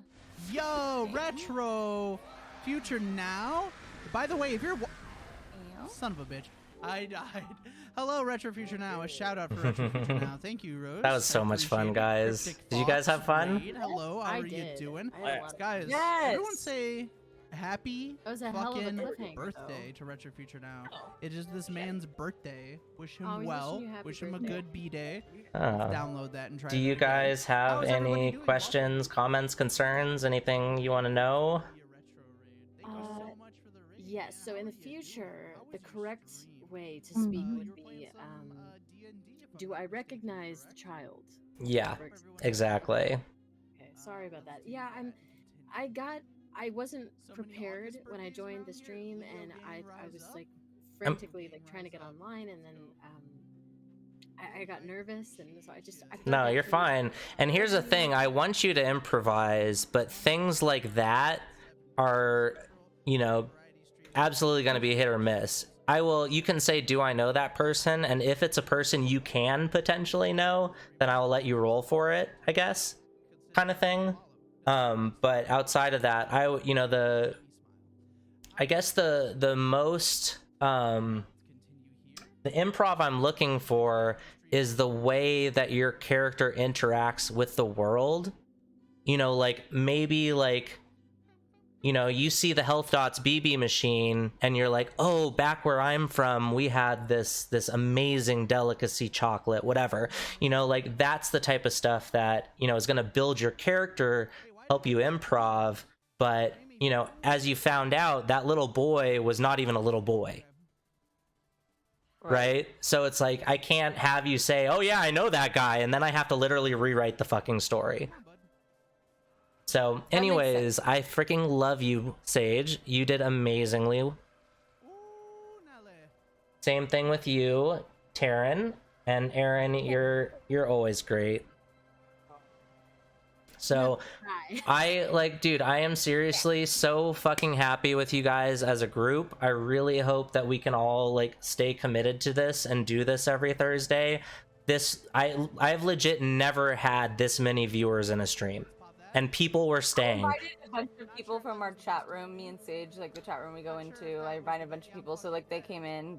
Black Starog is like one of my very good friends. His Oh, name's nice. Tim. He's a good person. Awesome. I know him in real life. He's my friend that came to watch because he loves D&D. Nice. Dude is my friend from South Carolina. Well, you know, regardless of who they were, you know, they came, they were awesome. And the more, like, the bigger the viewer number is for you on Twitch, the higher up on the list you are of people playing that game. So you know, there is probably, I can guarantee you, if I go and look up D&D right now, there's probably 20 or 30 streams of people that have 2 viewers. Like, the fact that we had 20 viewers at one point means that 20? Yes. Yeah. We had over 20 at one point. That's what I mean. It wasn't just your homies, I don't think. Like, it was randoms coming in too. Randoms, yay! And because of the fact that we had that many people, we were probably on like the 2nd or 3rd row of Twitch for D&D. So it's really sweet. I'm like, this is, you know, I wanted to play a fun game, but I also want it to be entertaining for other people, and I feel like this shows us that we were entertaining for other people. I love to try to do entertain better other next people. So yeah. Say- You did great. You did fine. I Yeah. felt like I was just kind of like going along because like I'm trying to like feel it out and feel out like A lot of that's part of, you know, first session too. And also, like, Roll20 is its own thing that you have to learn. Yeah. yeah, and I still need to update my because I did not update the I wrote it down, but I'm so used to playing tabletop. Really, I wrote down my 2 failed What I saving did throws. is I printed out my character sheet, and so I am very used like you do. So what I did is I wrote everything into a printable sheet, Yeah. and that helped me as well because I know how to read my own writing as well as I could read this better than because if you try to print it from there, it's free. They're not going to let you. So you have it very like. So I put everything in myself, and then I also, you know, I have all my spells, my cantrips printed out. That helped me too. I was going to. I thought I had an extra hour, so I thought it was at 7. Yeah. So I. It's I was like, okay. "Oh, I've got extra time. I'm gonna print out my sheet, and then I'm gonna have that ready." And I did not have that ready, and so I was like, "Oh no!" Like trying to like work with Roll20. That is It's all good. No, I think you did great. And actually, you know what I'm realizing right now, guys? I think what I can do, I think you can pop out the camera of Discord. Yes, you can pop out a camera separate. You put the little pop out button right there, pop out, and it'll make it separate from the actual. What I'm wondering is if cause when I had it smaller, when I went back into my regular Discord screen, it was showing only one of your cameras. Like, whoever would talk, it would show your camera. That's because it's popped out. So if you go back to the regular chat, you'll see all 4 of us there. So that's only when you're in the version of people have cameras. And if you are on microphone, it will do the same thing. It'll just pop up with whatever their icon is, and then it'll glow green, and that means they're speaking at that time. All right, so here's what I think what we'll do next time. I'm actually going, I don't know. I think It will save you bandwidth as well if you close all of Discord and pop it out. Like, if you don't close it, but you minimize it and you hold that open, it does help a lot. I realized the camera thing was because I have 2 screens going, and if you don't actually click off of the Roll20 screen, but I'm just like hovering over Windows on my other monitor, it makes your cameras glitch out for whatever reason. But what I'm thinking is I can put into my overlay for Streamlabs just the window, because you know the windows for the video in Roll20 are kind of small. Like, I think people could obviously see you because everyone was saying how pretty Taryn was, but To be honest, though, You could I'm change Cryptic that. Fox. Just say. Yeah, see? oh, you are. No, but if you go in, okay, if you, I found this. If you're in Roll20, you go to the settings. Above it or below it, I don't remember exactly Well, where. I can but make it tells say you just the your size nameplates. of cameras. Well, it tells you the size. Sorry, there's a fly. It tells you the size of cameras if you want to do small, medium, or large. So it can enlarge us for your viewers to see us better. I had them on the largest setting there. Oh. So what I'm thinking is I can section off like a corner of the screen where I can have the pop out from Discord, and that way it will show, you know, people will be able to see better, both all of us, I think, that way. The only way you do pop-up is if one person's speaking. If not, it would not be changing. So it would be just focused on one person, the last person that spoke, if they're not speaking. So that's the only disadvantage to that, is you just have, like, if I just spoke, and I stopped and no one said anything, it would remain on my camera. That's the only issue. Well, not right now. The way I have it popped out, it's actually got 4, like, relatively large panes. So I would try and put that window kind of like maybe Okay, I see what on the you're saying. corner or something, or maybe if I can make it tall and put you guys in. Yep, that's what I can do. I can make it tall and put you guys in a row vertically, and that way I think this is how we'll do it next time. Perfect. Because that way I can just have the Roll20 screen, and then you guys will be on the far right. I can use my camera through Discord instead of Streamlabs, and that'll even help graphically somehow too.